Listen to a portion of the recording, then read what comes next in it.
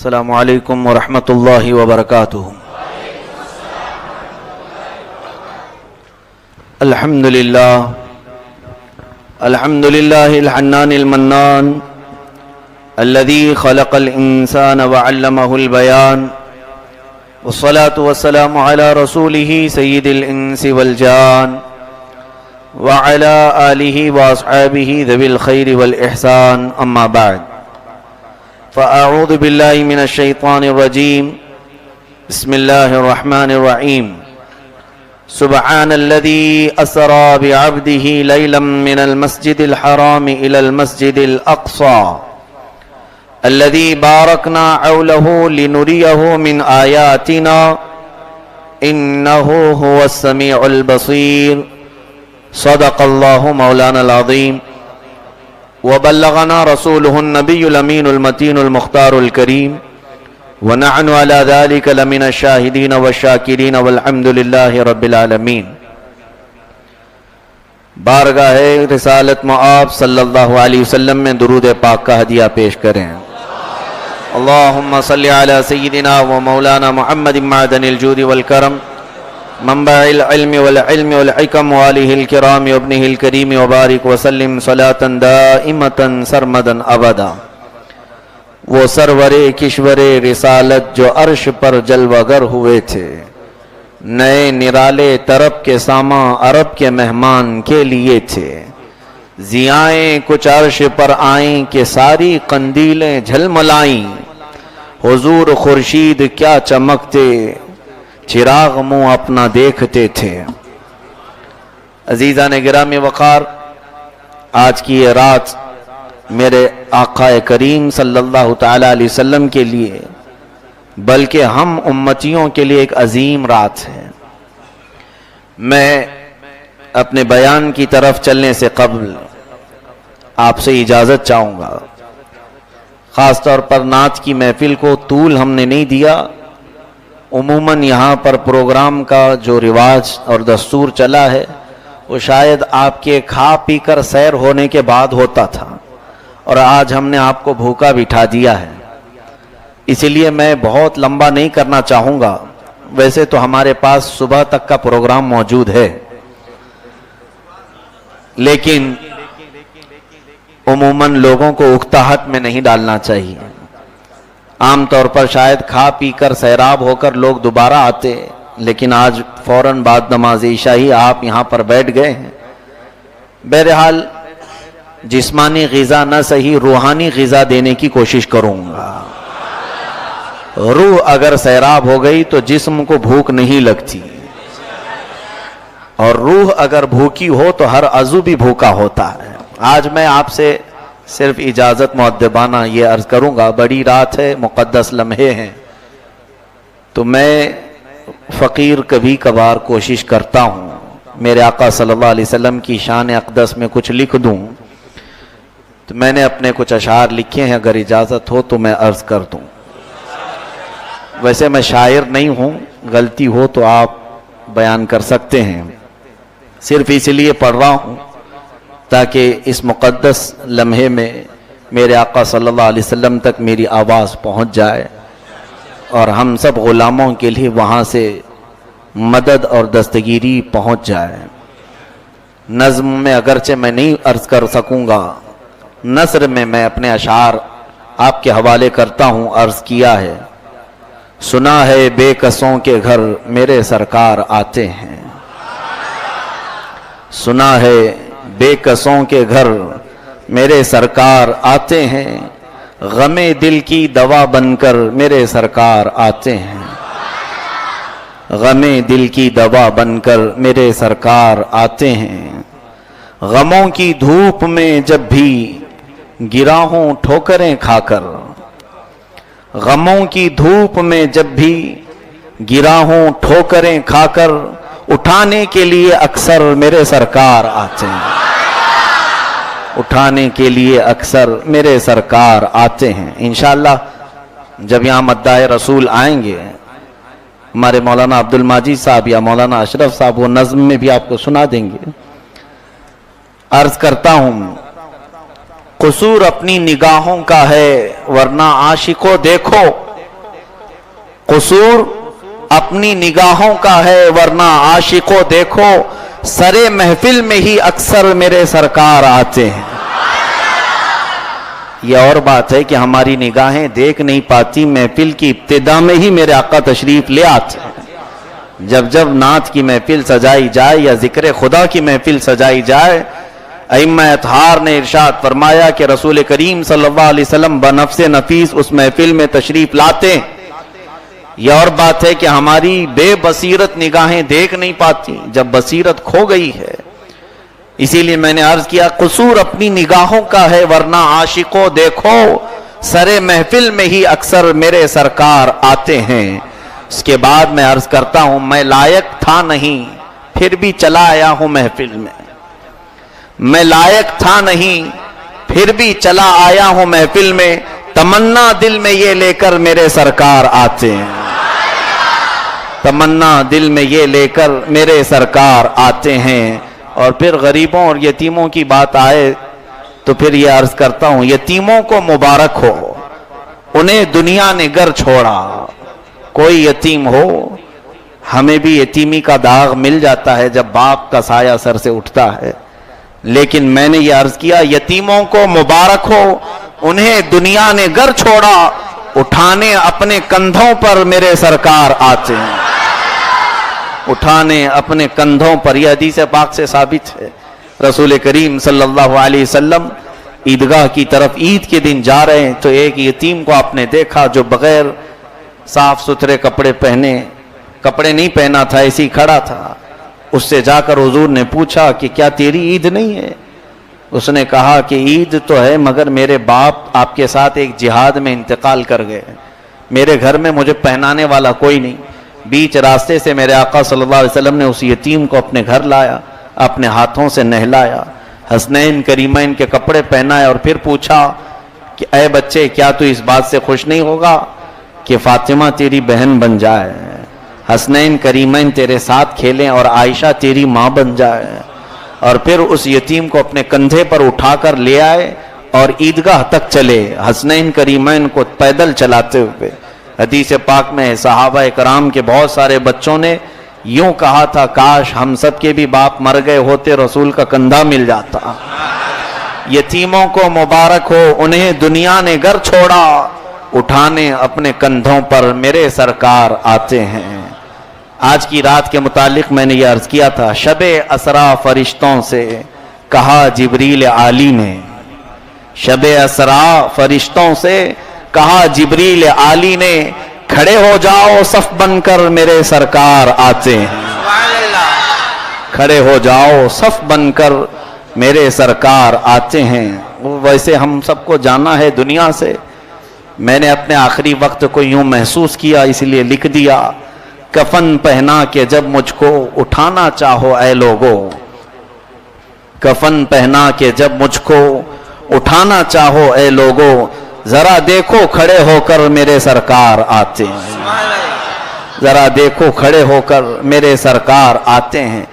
قبر کی سخت راتوں سے مجھے ڈر تھا مگر اب تو، قبر کی سخت راتوں سے مجھے ڈر تھا مگر اب تو سنا ہے روشنی لے کر میرے سرکار آتے ہیں. سبحان اللہ سبحان اللہ. سنا ہے روشنی لے کر میرے سرکار آتے ہیں. عرض یہ کرتا ہوں نکیروں نے مجھے پوچھا قبر میں سخت لہجے سے. ہر ایک سے منکر نکیر سوال کرتے ہیں، ان کو نکیر کہا گیا. نکیروں نے مجھے پوچھا قبر میں سخت لہجے سے، کہا رک جاؤ تھوڑا اور میرے سرکار آتے ہیں. کہا رک جاؤ تھوڑا اور میرے سرکار آتے ہیں. سناؤ گے غم دل کیوں یہ دنیا کو تم اے سلمان. یہ آخری شعر ہے میرا. سناؤ گے غم دل کیوں یہ دنیا کو تم اے سلمان، ذرا ٹھہرو زباں بن کر میرے سرکار آتے ہیں. اللہ تبارک و تعالی ہم سب کی بارگاہ مصطفیٰ میں حاضری قبول فرمائے. قرآن عظیم کی آیات بینات میں نے شب اسرا کے مطابق تلاوت کی. اللہ عز و جل فرماتا ہے پاک ہے وہ ذات جس نے سفر کرایا सुबहान अल्लज़ी असरा बिअब्दिही, अपने बंदे खास को सफर कराया, लैलन, रात के कुछ हिस्से में, मिनल मस्जिदिल हरामी इलल मस्जिदिल अक्सा, मस्जिद हरम से मस्जिद अक्सा तक। इतना सफर कुरान से साबित यकीनी तौर पर, और इस सफर का इनकार करने वाला काफिर और मुर्तद, कुरान का इनकार करने वाला होगा। मेराज किसे कहते हैं? सबसे पहले इसकी डेफिनेशन मालूम हो। यह अरबी का वर्ड है, उरूज से है। उरूज कहते हैं बुलंदी को, ऊपर चढ़ने को। तो ये जैसे तारुजुल मलाइकतु, अल्लाह ताला कुरान में फरमाता है मलाइका ऊपर बुलंद होते हैं रब ताला की जात की तरफ। अब ये चीज मेरे मुस्तफा करीम सल्लल्लाहु अलैहि वसल्लम को जो अता की गई मेराज, इसकी पूरी तफसील सुनने से पहले आप अपने ज़हनो दिमाग में एक चीज ले आएं। पूरा सफर बड़ा तवील है मेरे आका का, बयान करने के लिए महीनों लग जाएं, लेकिन सफर करने में मेरे आका को मिनट भी नहीं लगा। बयान करने में कई घंटे लग जाएं, लेकिन हुजूर को प्रैक्टिकल बनफ्से नफीस सफर करने में वक्त नहीं लगा। अब यहां से कुछ लोगों के दिलो दिमाग में सवालात आते हैं, क्या इतना बड़ा सफर एक मिनट में मुमकिन हो सकता है? जैसे कि शायर ने कहा, बिस्तर भी रहा गर्म, जंजीर भी हिलती रही, ताअर्श गए फिर आए मोहम्मद सल्लल्लाहु अलैहि वसल्लम। इतने मुख्तसर शॉर्ट वक्त में हुजूर पाक का इतना लंबा सफर कैसे हो सकता है? उनके लिए सबसे पहली बात मैं ये अर्ज करूंगा, मेराज मेरे आका सल्लल्लाहु अलैहि वसल्लम का मौजेजा है। मौजेजा किसे कहते हैं? नबी से सादिर होने वाला ऐसा काम जो आम इंसानों की समझ में आ ना सके, आम इंसानों के दिमाग में जो बात ना आ सके, नबी ने ऐसा कोई काम दिखाया तो उसे मौजेजा कहते हैं। अब मुझे बताओ, रसूल करीम सल्लल्लाहु अलैहि वसल्लम ने अपनी उंगली के इशारे से चांद के 2 टुकड़े फरमाए, क्या तुम्हारी अकल में आ गई बात? क्या इंसान ये काम कर सकता है? समझ में नहीं आया तब क्या कहा हमने? वो रसूल का मौजेजा है, उसे अकल से नहीं समझा जा सकता, बल्कि जैसा है वैसे मान लेना होगा। हुजूर अकरम सल्लल्लाहु अलैहि वसल्लम ने डूबे हुए सूरज को अपने इशारे से पलटाया। क्या ये इंसानों के बस की बात थी? यह आम इंसान कर नहीं सकेंगे, नबी ने कर दिखाया, यह मौजेजा है। मौजेजा कहते ही उसे हैं जो आम इंसानों की समझ में ना आए, और जो समझ में आ गया वो मौजेजा नहीं है।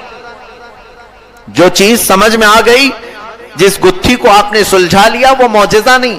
मौजेजा का मतलब है आजिज करने वाला काम। रसूल करीम सल्लल्लाहु अलैहि वसल्लम ने अपने भूखे और प्यासे सहाबा को अपनी अंगुश्ते मुबारका के बीच से पानी के फव्वारे जारी कराए और सैराब भी किया। 1400 सहाबा मेरे आका सल्लल्लाहु अलैहि वसल्लम की उंगलियों से निकलने वाले पानी को पीकर सैराब हुए। क्या यह बात समझ में आई? क्या किसी इंसान के हाथ से दस्ते मुबारका से इतना पानी निकल जाए कि 1400 लोग पानी पी लें? ये नहीं समझ में आया। इसका मतलब यह है कि ये नबी का मौजेजा है। तो बहुत सारे ऐसे काम हैं रसूल करीम सल्लल्लाहु अलैहि वसल्लम की जिंदगी पाक से सादिर हुए। क्या हर एक के पीछे हम पड़े रहते हैं? नहीं, ईमान और इस्लाम कहते ही इसे हैं। रसूल ने जो दिखाया उस पर आंख बंद कर यकीन कर लो, इसी का नाम ईमान है। तस्लीम कर लो, दिल से मान लो। अब कुछ लोग मेराज के मुतालिक ये सवालात करते हैं कि इतना लंबा सफर या हमारी अकल में आता नहीं। नादानो, अगर तुम्हारी अकल में आ जाए तो ये मौजज़ा कैसे होगा? ये रसूल का मौजज़ा है जो सबके जहन में नहीं आ सकता। सबसे पहली बात इसको दिमाग में रख करके चलें, अपनी ताकत के मुताबिक हुजूर को ना सोचें, अपनी ताकत के एतबार से ना सोचें। मियां मैं यहां से अपने यहां से स्टेशन तक का सफर नहीं कर पाता चल फिर करके, और घंटे लग जाते हैं, और उन्होंने 7 आसमानों का सफर किया, कैसे होगा? सबसे बड़ी खता तुमने ये की, अपने बारे में सोचा कि मैं इतना नहीं चल सकता, हुजूर कैसे चले गए। क्या तुम हुजूर को अपने बराबर का समझते हो? पहली बात तो यह है, अपनी ताकत और कुव्वत पर कयास ना करो। मेरे आका सल्लल्लाहु अलैहि वसल्लम को जो ताकत और कुव्वत दी गई वो दुनिया में किसी को नहीं अता होगी, किसी को नहीं दी गई। और मेराज में अल्लाह ताला ने जो बुलाया मेरे आका को, चलो मैं यहां पर मुनकिरीन की जुबान को बंद करने के लिए, एतराज करने वालों की जुबान पर ताला लगाने के लिए एक बात मैं ये कहूंगा, रसूल करीम सल्लल्लाहु ताला अलैहि वसल्लम के मुतालिक तुम्हारा सवाल है कि वो बशर थे, रसूल थे, इंसान थे और उनके बस में इतना सब नहीं है। ठीक है, तुम्हारा ये अपने दिलो दिमाग से पैदा हुआ एतराज। सुनो, क्या अल्लाह की ताकत पर तो यकीन है? अल्लाह की कुव्वत पर तो यकीन है? वो मौला जो सिर्फ कुन दो लफ्जों में पूरी कायनात को पैदा फरमाते, जमीन को, आसमान को। कुरान में अल्लाह फरमाता है, इन्नमा अम्रुहु इदा अरादा शैअन अन यकूल लहू कुन फयकून। उसका मामला तो यह है, जब किसी चीज का इरादा फरमा ले तो फरमाता है कुन, हो जा, तो चीज हो जाती। तो रब ताला की ताकत और कुव्वत पर तो किसी को शक नहीं। अब आयत की तरफ आओ जो मैंने तिलावत की। इसीलिए मेरे मौला ने आयत में यूं बयान किया, सुब्हानल्लज़ी अस्रा बिअब्दिही, पाक है वो जात जो अपने बंदे खास को सफर कराया। रब ताला यहां यूं नहीं फरमाता कि मेरा महबूब बहुत बुलंदो बाला है जो रात के वक्त सफर किया। तवज्जो चाहूंगा जुमले की तरफ। हुजूर सल्लल्लाहु अलैहि वसल्लम के मुतालिक रब ताला यूं नहीं फरमाता कि मेरा महबूब पाक है, बुलंदो बाला है, जिसने रात के हिस्से में सफर किया, बल्कि ये फरमाता पाक है वो जात जिसने अपने बंदे को सफर कराया। तो यहां से वो एतराज ही खत्म हो गया। जिनको मेरे आका की कुव्वत और ताकत पर सवाल था, अब क्या रब की कुव्वत और ताकत पर भी सवाल करोगे? मेरा रब खुद फरमा रहा है, ए नादानो सवाल मत करना। यहां पर सफर करने वाला खुद महबूब नहीं है, बल्कि मेरा रब उन्हें सफर करा रहा है। तुम्हें फिर अब किसकी ताकत और कुव्वत पर शक है? अल्लाह जिसे जो चाहे मकाम और मर्तबे अता फरमाए, जिस तरह चाहे वो अता फरमाए। ज़ालिका फ़ज़्लुल्लाहि युअतीहि मन यशा, ये अल्लाह का फजल है, वो जिसे चाहे जैसे चाहे अता फरमाए। अजीज़ान गिरामी वक़ार, मेराज के मुतालिक बहुत सारे लोगों के दिलो दिमाग में अजीब किस्म के सवालात गर्दिश करते रहते हैं। खास तौर पर आज बहुत सारे लोगों के यहाँ ईद नहीं, लेकिन अहले सुन्नत व जमात के यहाँ ईद से भी बढ़ करके है। क्योंकि मेरा आका अपने रब से मुलाकात जिस रात को किया हो, वो हमारी जिंदगी के लिए कितनी बड़ी रात है, कितनी बड़ी रात है। और लोग तो अभी दलीलों के चक्कर में ही हैं, ये साबित है कि नहीं साबित है, यहां तक कि वो कब्रिस्तान पहुंच गए। और अल्हम्दुलिल्लाह हर साल हमें मेराज होती रही, हमें मेराज मिलती रही, और लोग सबूत इकट्ठा करने के चक्कर में पूरी जिंदगी बिता गए और उन्हें कभी मेराज की बरकतें मिल न सकी। इसीलिए बहुत सारे इलाके आज बेरौनक नजर आ रहे होंगे और सारी रौनकें यहां अहले मदीना की तरफ नजर आ रही हैं। क्यों? रसूल करीम सल्लल्लाहु ताला अलैहि वसल्लम से मोहब्बत और उनके गुलामों के लिए अल्लाह ताला का ये तोहफा है कि अल्लाह ताला भी ये पसंद फरमाता है, मेरे महबूब का जिक्र भी मोहब्बत वालों से कराया जाए, जिनके दिलों में बुग़्ज़ और अदावत हो, वो रसूल की कोई बात ही नहीं करें। अजीज़ान गिरामी वक़ार, सबसे पहली चीज एक सवाल मैं करता हूं मेराज के सबूत के लिए। बाज लोग ये कहते हैं नहीं, हुजूर को जो मेराज हुई, आसमानों पर हुजूर गए। मैं अभी सिर्फ दलीलों में हूं, वाक़े की तरफ आया नहीं। बहुत सारी हदीसें हैं जिसमें मेरे आका सल्लल्लाहु अलैहि वसल्लम के सफर मेराज की पूरी तफसील मौजूद है, तफसील है। लेकिन मैं अभी सिर्फ आपके जहन को तैयार करना हूं कि पहले इस बात का यकीन कर लो कि अल्लाह के हबीब सल्लल्लाहु अलैहि वसल्लम को मेराज हुई, वो भी जिस्म के साथ। बाज लोग अब यहां ये कहते हैं कि नहीं, हुजूर सोते में गए होंगे, ख्वाब में गए होंगे। हुजूर अकरम सल्लल्लाहु अलैहि वसल्लम आराम फरमा रहे थे और नींद में आपको मेराज हुई। उनको ये मालूम नहीं हुजूर अकरम सल्लल्लाहु अलैहि वसल्लम को जो मेराज हुई वो एक बार नहीं 34 मरतबा हुई, 34 टाइम्स, 34 मरतबा।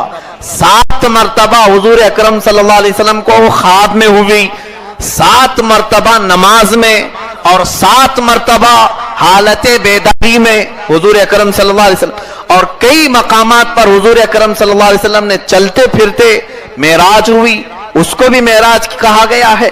اور ایک مرتبہ یہ معراج جو جسم کے ساتھ ہوئی. ہم وہ ساری معراجوں کا ذکر ہی نہیں کیے ہیں جو عالم خواب میں حضور کو ہوئی ہیں, عالم نماز میں ہوئی ہیں. حضور پاک صلی اللہ علیہ وسلم کی وہ معراجوں کا ہم نے ذکر نہیں کیا.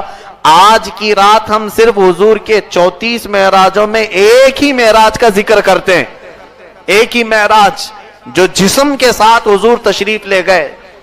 اب یہاں پر کیسے پتا چلے کہ حضور جسم کے ساتھ گئے تھے؟ قرآن کی پہلی دلیل میں دیتا ہوں اور پھر حدیث سے. اللہ تعالیٰ فرماتا ہے سبحان الذی اسرا بعبدہ. ذرا قرآن اٹھایا کرو اور پڑھا کرو. پاک ہے وہ ذات جس نے اپنے بندے خاص کو سفر کرایا. بندہ کسے کہتے ہیں؟ عبد یہاں لفظ ہے, عربی کا لفظ ہے. بعبدہ, اپنے بندے کو سفر کرایا. بندہ کسے کہتے ہیں؟ آپ بندے ہیں رب تعالیٰ کے, یقین ہے سب کو. اب مجھے یہ بتاؤ کہ بندہ جو ہے وہ نماز پڑھ رہا ہے, سجدہ کر رہا ہے, رکوع کر رہا ہے, یعنی پورے جسم اور روح دونوں کے مرکب کو بندہ کہا جاتا ہے. صرف روح کو بندہ نہیں کہا جاتا اور صرف جسم کو بھی بندہ نہیں کہا جاتا. دونوں جب مکس ہوں, مرکب ہوں, روح بھی ہو جسم بھی ہو, اسے کیا کہا جاتا ہے؟ بندہ کہا جاتا ہے. اور خواب میں جو سفر ہوتا ہے وہ جسم نہیں کرتا, صرف روح کرتی ہے. آپ کی نیند میں تو روح کہاں کہاں جا کے آتی ہوگی. سب لوگ خواب دیکھتے ہیں, کوئی امریکہ پہنچا رہتا ہے, کوئی انگلینڈ پہنچا رہتا ہے, اور خوش قسمت تو مدینے بھی پہنچ جاتے ہیں. خواب میں پہنچتے ہیں یا نہیں پہنچتے؟ اور کبھی ممبئی میں ہیں, ملک میں پہنچے ہوئے ہیں. خواب میں کسی کو کوئی اعتراض نہیں, کہیں پہ بھی پہنچ جائے, کیونکہ روح جاتی ہے, جسم یہی رہتا ہے. اور لیکن رب تعالیٰ قرآن میں فرما رہا ہے اپنے بندے کو سفر کرایا. اگر حضور کی روح ہی سفر کر چکی ہوتی تو قرآن میں روح کا لفظ آتا. بندے کا لفظ بتا رہا ہے کہ نبی کو جو معراج ہوئی وہ روح اور جسم کے ساتھ ہوئی ہے. میرے آقا اپنے جسم اطہر کے ساتھ گئے تھے. ایک دلیل تو یہ قرآن کی. دوسری, جب رسول پاک صلی اللہ تعالی علیہ وسلم مکہ مکرمہ میں معراج کے سفر کا اعلان فرما رہے تھے, مکہ میں تھے, ابھی حضور ہجرت سے پہلے کا واقعہ ہے, یعنی نبی کونین صلی اللہ علیہ وسلم کے اعلان نبوت کے 11 سال بعد آپ کو معراج ہوئی. اب وہاں پر کچھ کفار و مشرکین انکار کر بیٹھے, ہم نہیں مانتے اس چیز کو, ہم نہیں تسلیم کرتے. تم رات کے وقت میں یہاں سے بیت المقدس گئے, پھر آسمانوں پر گئے, پھر اپنے خدا سے ملے, ایسا کیسے ہو سکتا؟ ہم نہیں مانتے. ان کا انکار کرنا بھی یہ ہمارے لیے دلیل ہے. کفار و مشرکین نے جو انکار کیا حضور کے معراج کے سفر کا, یہ بھی ہمارے لیے دلیل ہے. کیوں؟ میں آپ کو بتاتا ہوں. میں اتنے بڑے مجمع میں, اتنا بڑا مجمع ہے, میں اگر کہوں کل رات خواب میں میں مکہ مکرمہ گیا, پھر وہاں سے مدینہ طیبہ گیا, اور پھر واپس آیا اور فجر کی نماز میں پھر یہاں پہنچ گیا خواب میں, تو آپ لوگ مانیں گے یا نہیں مانیں گے؟ نہیں ماننا ہے تو انکار بھی نہیں کریں گے, گیا ہوگا خواب میں. اگر کوئی یہ کہتا ہے میں کل رات امریکہ دیکھا, انگلینڈ دیکھا, یورپ دیکھا, پھر افریقہ دیکھا, پھر واپس آیا, کوئی بات نہیں. ہو سکتا ہے خواب میں انسان کہیں پر بھی پہنچ جائے, آپ انکار کریں گے. لیکن اگر میں یہ کہوں کہ نہیں میں چل کر کے گیا تھا, ہاں میں جسم کے ساتھ گیا تھا بیداری کے عالم میں, اور مکہ میں بھی نماز پڑھا, پھر مدینے میں بھی, اور پھر, تب کہیں گے بہت بڑا بکواس پھینکو آدمی ہے, یہ بہت لمبی چھوڑ رہا ہے, یہ جھوٹا ہے. یہ تمام چیزیں آپ کے زبان سے بے اختیار نکلیں گی. کیوں نہیں تسلیم کرتے؟ جسم کے ساتھ جانے کی بات آپ نہیں مانیں گے, خواب کی بات مان سکتے ہیں, کیونکہ خواب میں کون کہاں پہنچے معلوم نہیں.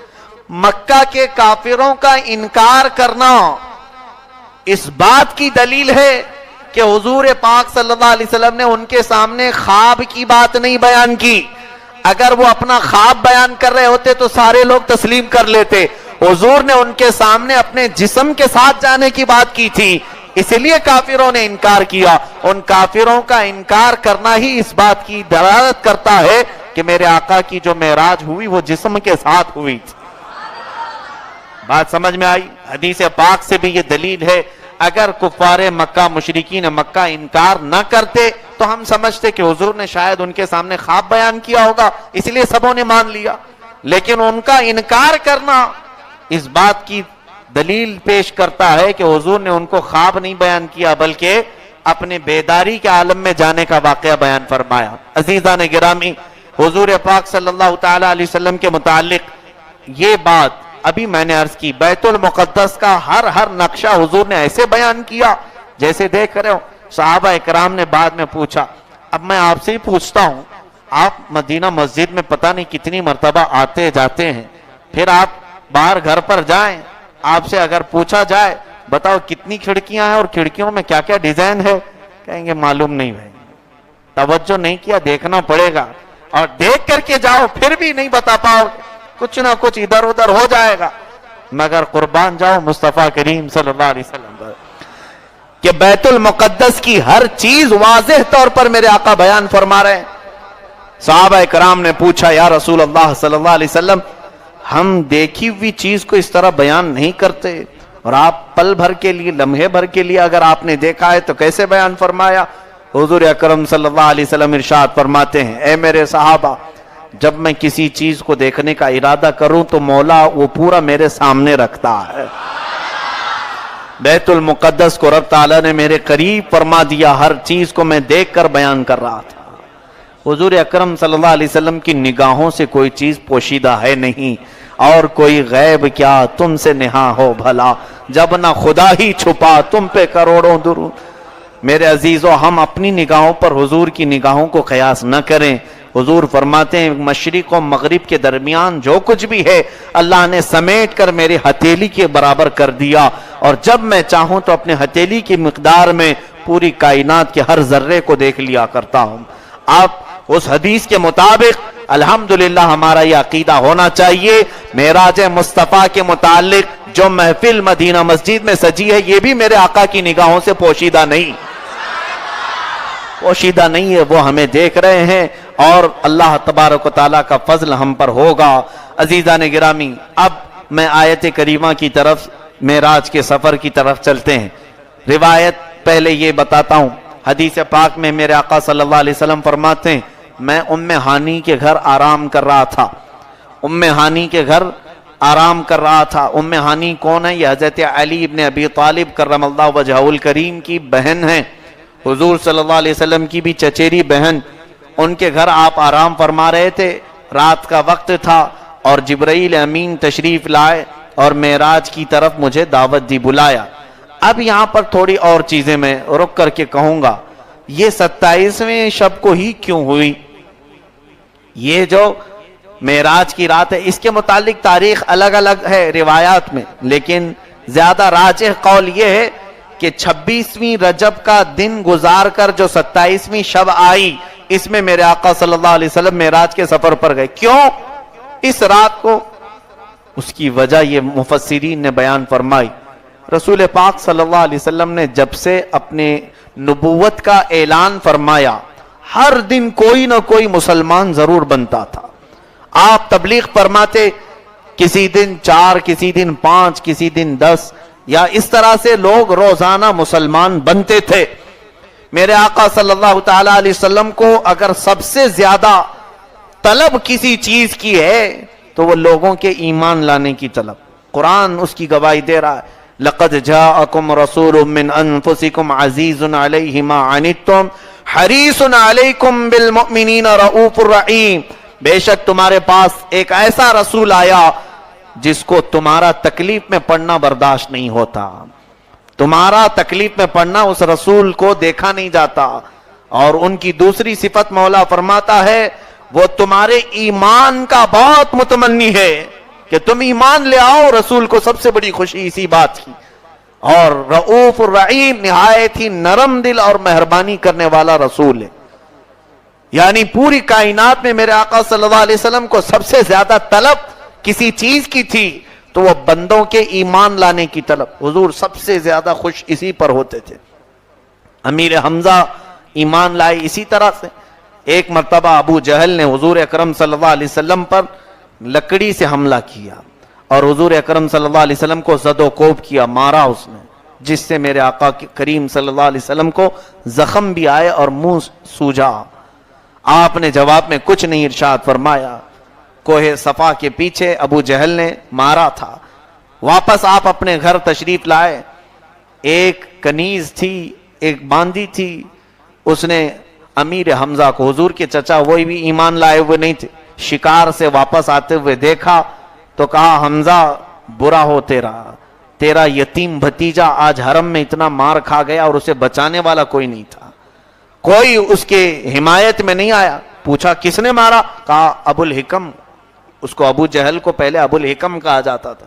ابو جہل نے مارا اور گالیاں بھی دی ہیں, بہت گالیاں دی. امیر حمزہ طیش میں آ گئے. خاندانی ایک جوش بھی ہوتا ہے. آئے, گھر گئے نہیں, سیدھے حرم پاک میں دیکھا ابو جہل بیٹھا ہوا تھا. اس کو دامن پکڑتے کر گھسیٹتے ہوئے لائے اور لاتوں سے گھونسوں سے بہت مارا, اسے بھی زخمی کیا اور کہا خبردار, اس کے بعد محمد کی طرف اگر تو نے انگلی اٹھایا تو میں توڑ دوں گا. اس لیے کہ اگرچہ وہ یتیم ہے لیکن میں اس کے باپ کی منزل میں موجود ہوں. چچا تھے حضور صلی اللہ تعالی علیہ وسلم کے, ایمان لائے ہوئے نہیں تھے. واپس آئے اور حضور صلی اللہ علیہ وسلم سے ملنے کے لیے. حضور بیٹھے ہوئے تھے ایک جگہ پر. عرض کیا کہ اے میرے بھتیجے خوش ہو جا, سنا میں نے کہ ابو جہل تجھ کو زد و کوب کیا ہے لیکن میں نے تیرا بدلہ لے لیا, انتقام لے لیا, خوش ہو جا. آپ حضور اکرم صلی اللہ علیہ وسلم نے کوئی توجہ نہیں فرمائی. امیر حمزہ نے کہا آپ مسکرا دو, ختم کر دو, بات ہو گئی اور میں تمہاری حمایت میں کھڑا رہوں گا. پھر بھی حضور نے کوئی توجہ نہیں فرمائی.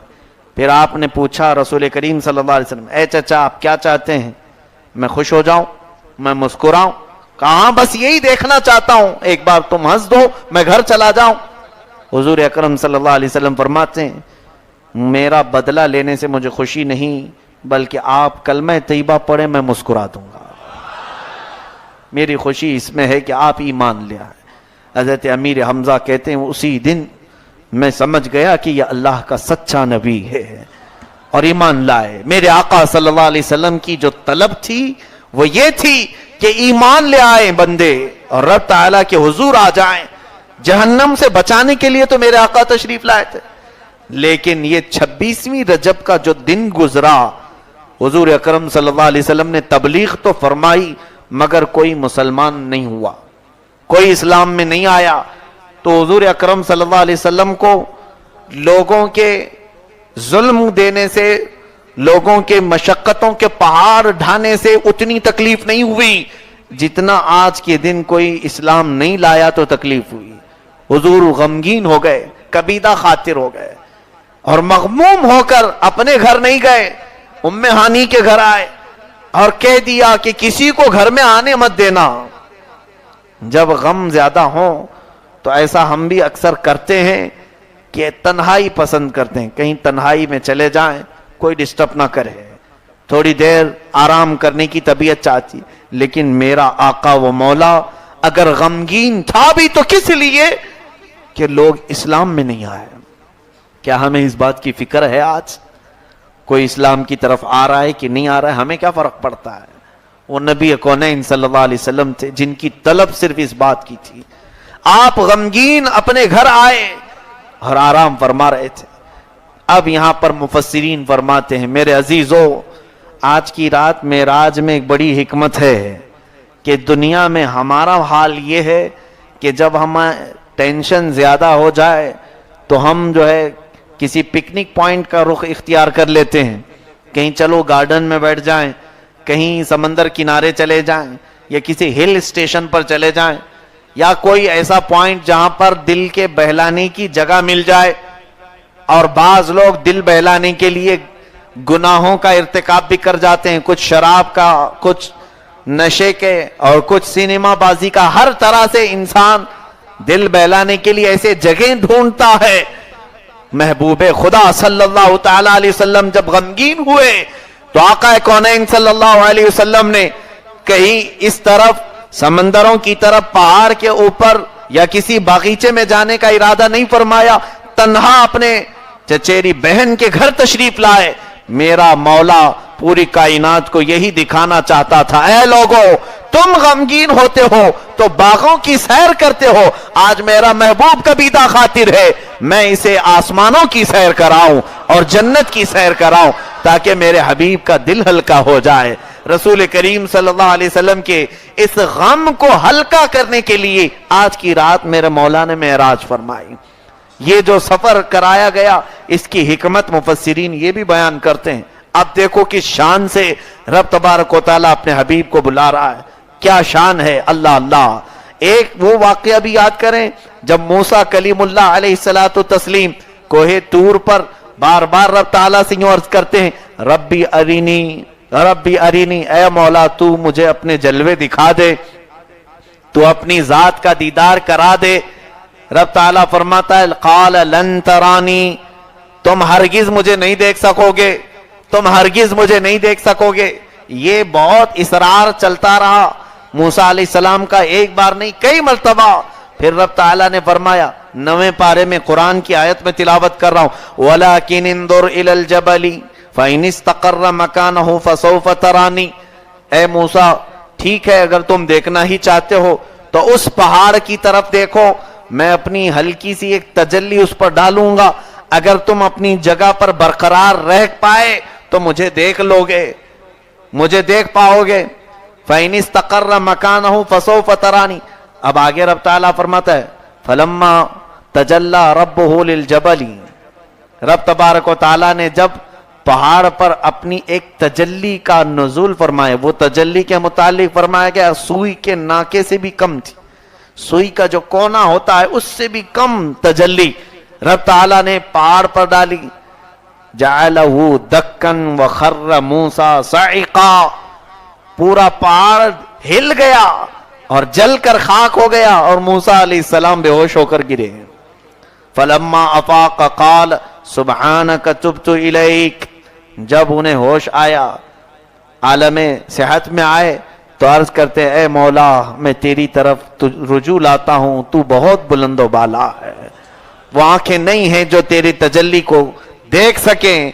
وہ موسیٰ کلیم اللہ علیہ السلام جو رب تعالیٰ کی تجلی کے سوئی کے ناکے کے برابر حصے کو دیکھنے کی سکت نہ رکھ سکے، اور انہی واقعات کی ترجمانی کرتے ہوئے امام عشق و محبت فاضل بریلوی فرماتے ہیں کس کو دیکھا یہ موسیٰ سے پوچھے کوئی، کس کو دیکھا یہ موسیٰ سے پوچھے کوئی، آنکھ والوں کی ہمت پہ لاکھوں سلام، آنکھ والوں کی ہمت پہ لاکھوں سلام۔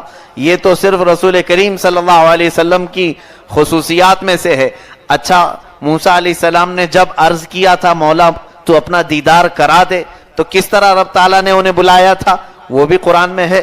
سورہ طٰہٰ میں اللہ تعالیٰ فرماتا ہے اے موسیٰ انک بالواد المقدس طویٰ، تم مقدس وادی میں آ رہے ہو، فاخلع نعلیک، پہلے اپنی چپلیں نیچے اتار کر کے آؤ، نیچے اتارو اور پھر کوہ طور پر چڑھو۔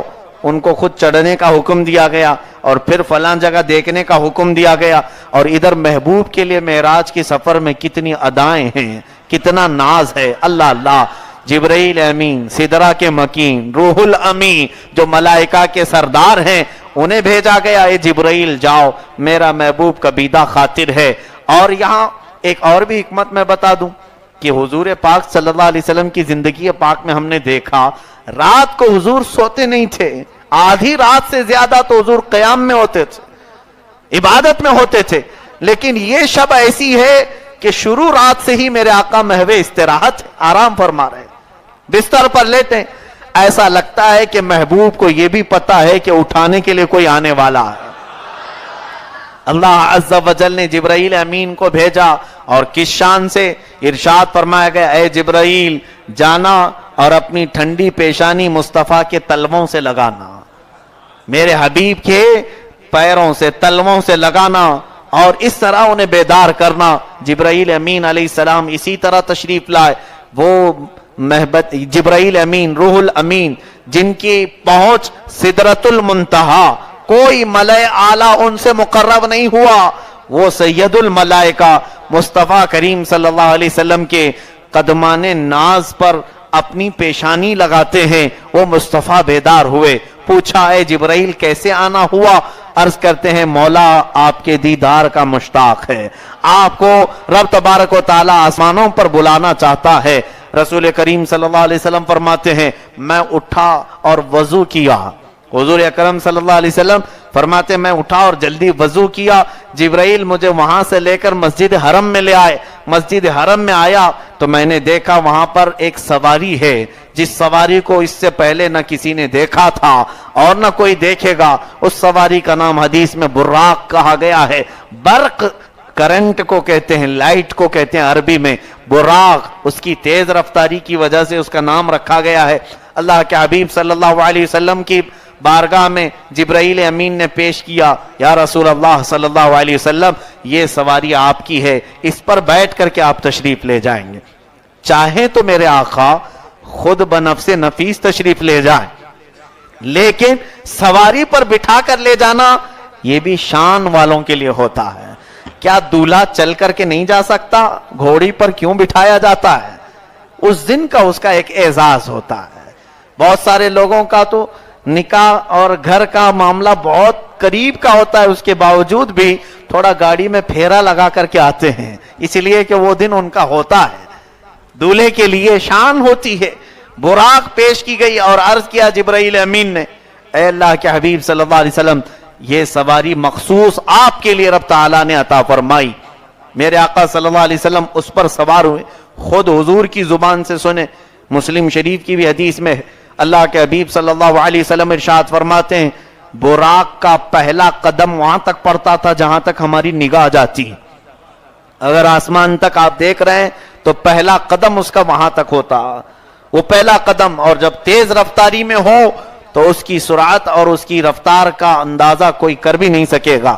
رسول کریم صلی اللہ تعالی علیہ وسلم ارشاد فرماتے ہیں میں سوار ہوا, جبرائیل امین لے کر کے چلے, اور یہاں پر میں رک کر کے کچھ اور چیزیں عرض کر دوں, اس لیے کہ بعد میں پھر آپ خلط ملط کے شکار نہ ہو جائیں. طاقت مصطفیٰ, قوت مصطفیٰ, حضور کے بیدار ہونے کا انداز اس طرح بتایا گیا کہ جبرائیل نے اپنی پیشانی حضور کے تلووں پر لگائی ہے. ذرا آپ کو قرآن کی تفسیر میں لے چلوں, 16ویں پارے کی کچھ آیتیں. ایک مرتبہ ایسا ہوا کہ موسیٰ علیہ الصلوۃ والتسلیم فرعون اور اس کے لشکر سے بچنے کے لیے اپنی پورے ایمان والوں کی فوج لے کر نکل پڑے. سامنے سمندر آیا, اللہ نے حکم فرمایا موسیٰ اس پر اپنا عصا مارو, 12 راستے نکل جائیں گے, تم اس پہ چل کر چلو. موسیٰ علیہ السلام نے عصا مارا تو اس پہ 12 راستے نکلے. موسیٰ علیہ الصلوۃ والتسلیم اور ان کے اہل ایمان امتی ان راستوں سے چل پڑے. فرعون یہ دیکھا راستہ کھلا ہوا ہے, وہ بھی آیا, لیکن اللہ نے سمندر کو ملا دیا. فرعون اس کے لشکریوں سمیت غرق ہوا. یہ واقعہ بڑا تفصیل ہے, میں بہت جلدی سے عرض کر رہا ہوں. اور جب موسیٰ علیہ الصلوۃ والتسلیم دوسرے کنارے پر تشریف لائے تو سارے اپنے امتیوں کو ایک میدان میں جمع کیا اور سب کو حضرت ہارون علیہ السلام کے حوالے کر کے خود کوہ طور پر چلے گئے. کوہ طور پر رب تعالیٰ نے انہیں بلایا تورات دینے کے لیے. 40 دن تک موسیٰ علیہ السلام اپنی قوم میں نہیں تھے تو ان کی قوم میں سامری نام کا ایک شخص, سامری جس کا ذکر قرآن میں آیا ہے, اس نے سارے لوگوں سے سونا چاندی جو کچھ بھی تھا سب جمع کر لیا.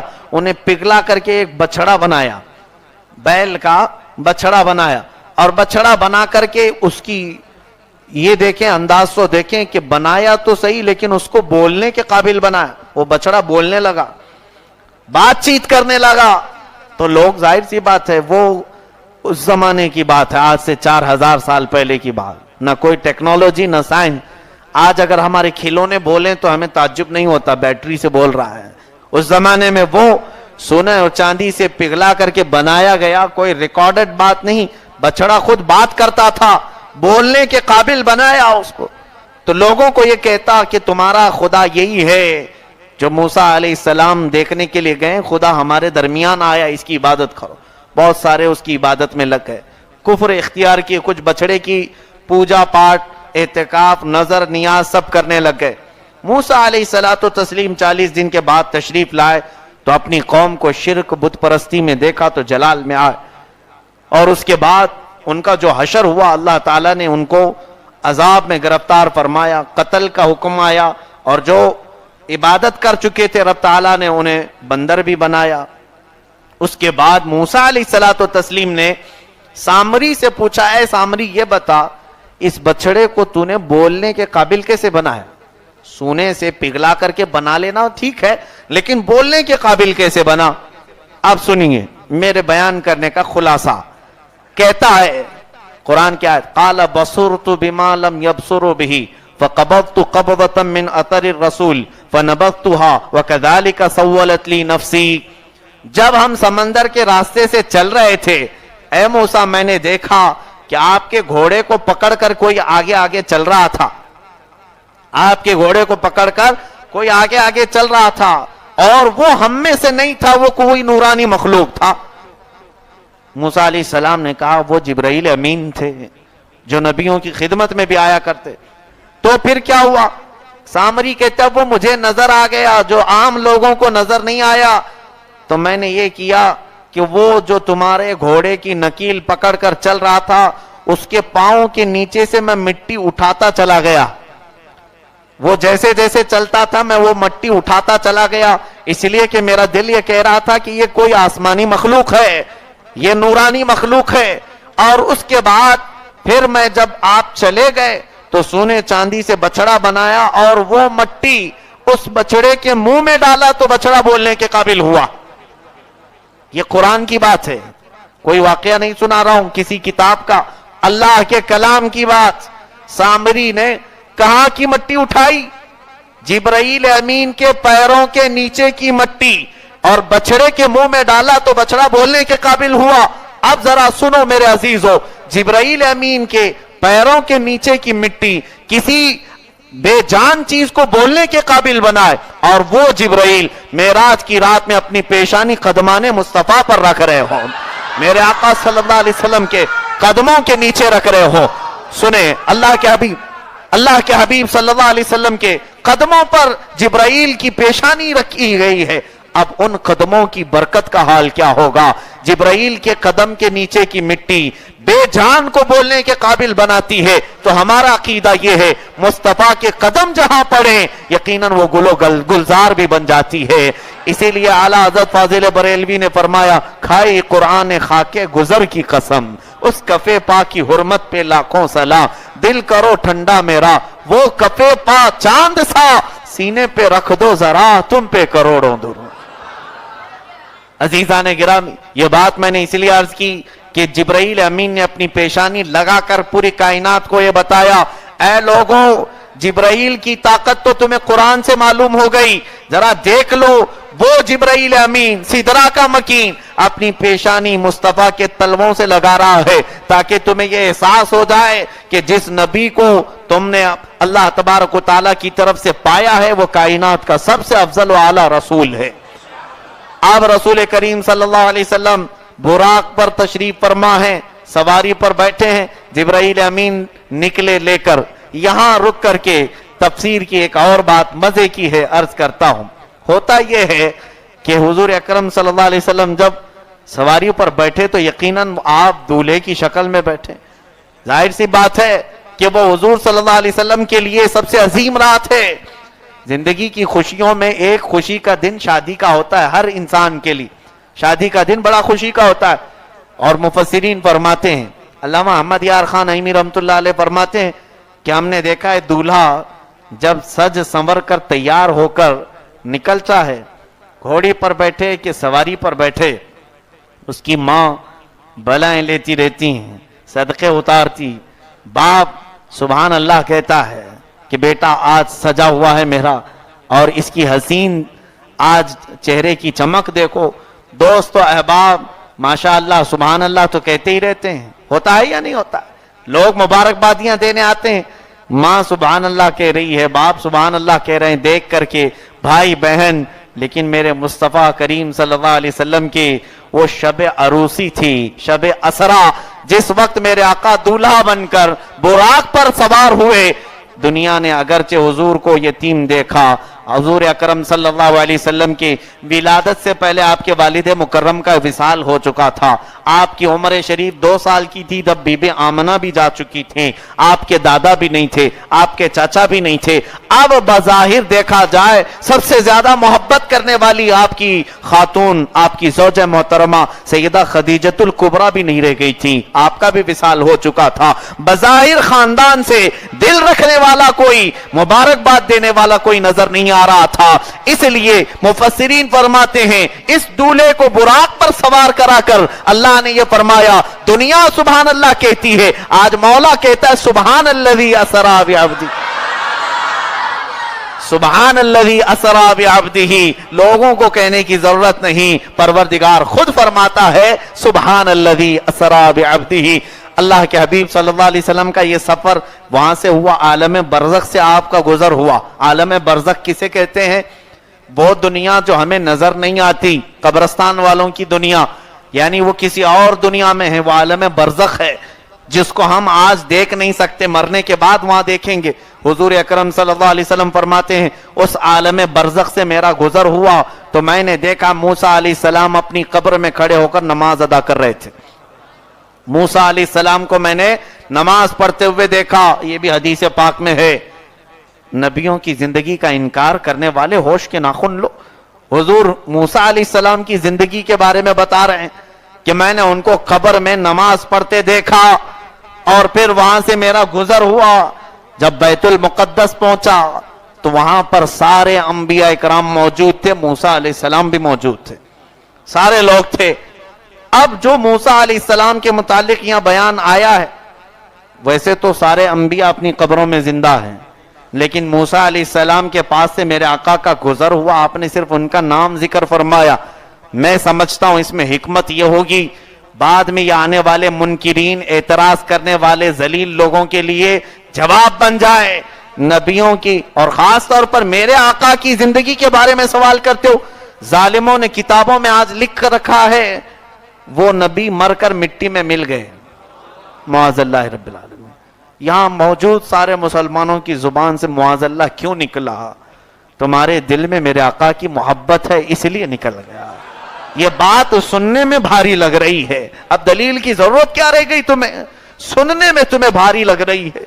और लोग लिख गए किताबों में, वो किताबें आज पूरे हमारे उम्मत इस्लामिया के लिए कलंक बन करके मार्केट में फिर रही हैं। अब भी किताबें, इन किताबों को चौराहे पर रखकर जला देना चाहिए, जिसमें मेरे आका सल्लल्लाहु अलैहि वसल्लम को मुर्दा कहा गया। हुजूर फरमाते हैं मैंने मूसा अलैहिस्सलाम को, हुजूर की जिंदगी पाक जाहिरी जिंदगी से तकरीबन 2000 साल पहले मूसा अलैहिस्सलाम तशरीफ लाए, 2000 साल पहले की बात है।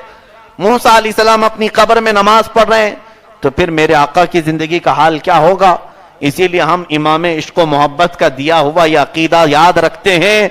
उन्होंने हमें ये अकीदा देते हुए कहा था, हुजूर की बारगाह में यूं अर्ज करो, या रसूल अल्लाह तू जिंदा है वल्लाह, तू जिंदा है वल्लाह। मेरी चश्मे आलम से छुप जाने वाले, चमक तुझसे पाते हैं सब पाने वाले, मेरा दिल भी चमका दे चमकाने वाले।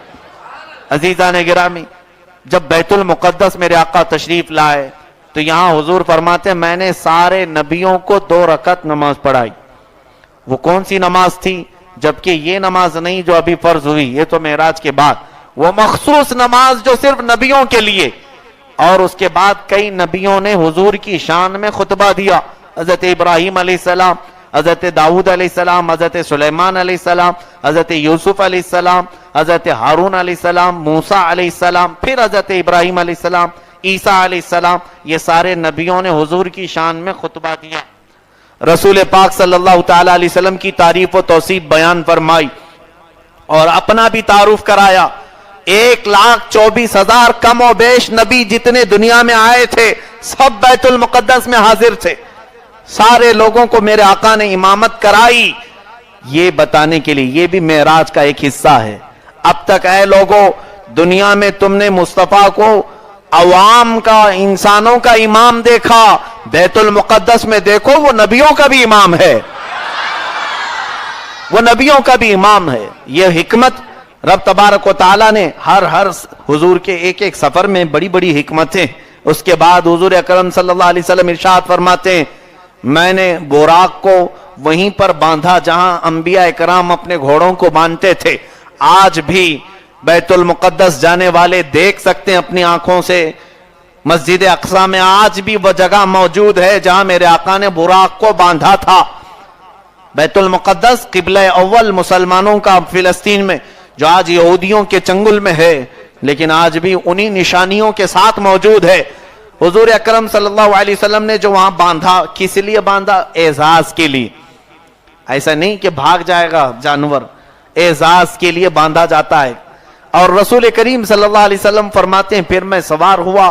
اب جبرائیل امین نے عرض کیا آسمانوں کا سفر ہے. جب آسمان کی طرف حضور صلی اللہ علیہ وسلم کا سفر ہوا, اب پہلا آسمان, جیسے ہی حضور اکرم صلی اللہ علیہ وسلم پہلے آسمان پر پہنچتے ہیں, جبرائیل امین نے کھٹکھٹایا. ایک دروازہ ہے, اس دروازے کو کھٹکھٹایا, اندر دربان ہیں, فرشتے ہیں. پوچھا کون ہے؟ جبرائیل امین نے کہا انا جبرائیل, میں جبرائیل ہوں. پوچھا تمہارے ساتھ اور کوئی ہے؟ جبرائیل نے کہا محمد الرسول. کی طرف جب میں دیکھتا ہوں تو میری اولاد میں جو نیک لوگ ہیں وہ مجھے نظر آتے ہیں, میں مسکراتا ہوں. بائیں جانب جب دیکھتا ہوں میری اولاد میں سے وہ لوگ جو بگڑے ہوئے ہیں, گنہگار ہیں, کافر و مشرک ہیں, وہ نظر آتے ہیں تو مجھے غم ہوتا ہے, میں روتا ہوں. اللہ ہمیں آدم علیہ السلام کے سیدھے جانب نظر آنے والوں میں شامل فرمائے. مصطفیٰ کریم صلی اللہ علیہ وسلم نے ان کے پاس سے رخصتی لی اور اس کے بعد دوسرے آسمان پر پھر کھٹکھٹایا گیا. پھر وہی سوال, پھر وہی جواب. پھر میرے آقا فرماتے ہیں وہاں میں نے حضرت یحییٰ علیہ السلام اور عیسیٰ علیہ السلام سے ملاقات کی, انہوں نے بھی مرحبا کہا, بات چیت ہوئی. پھر تیسرے آسمان کی طرف حضور چلے. ایک آسمان سے دوسرے آسمان کا سفر تیز گھوڑا اگر دوڑے تو 500 سال لگ سکتے ہیں, لیکن میرے آقا صلی اللہ علیہ وسلم پل بھر میں وہ سفر کرتے جا رہے ہیں. تیسرا آسمان آیا, رسول کریم صلی اللہ تعالی علیہ وسلم تیسرے آسمان پر حضرت سلیمان علیہ السلام کو دیکھا. چوتھے آسمان پر سیدنا ادریس علیہ السلام کو دیکھا. پانچویں آسمان پر حضرت ہارون علیہ السلام کو. چھٹے آسمان پر سیدنا موسیٰ کلیم اللہ علیہ الصلوۃ والتسلیم کو. پھر ساتویں آسمان پر میرے آقا پہنچے.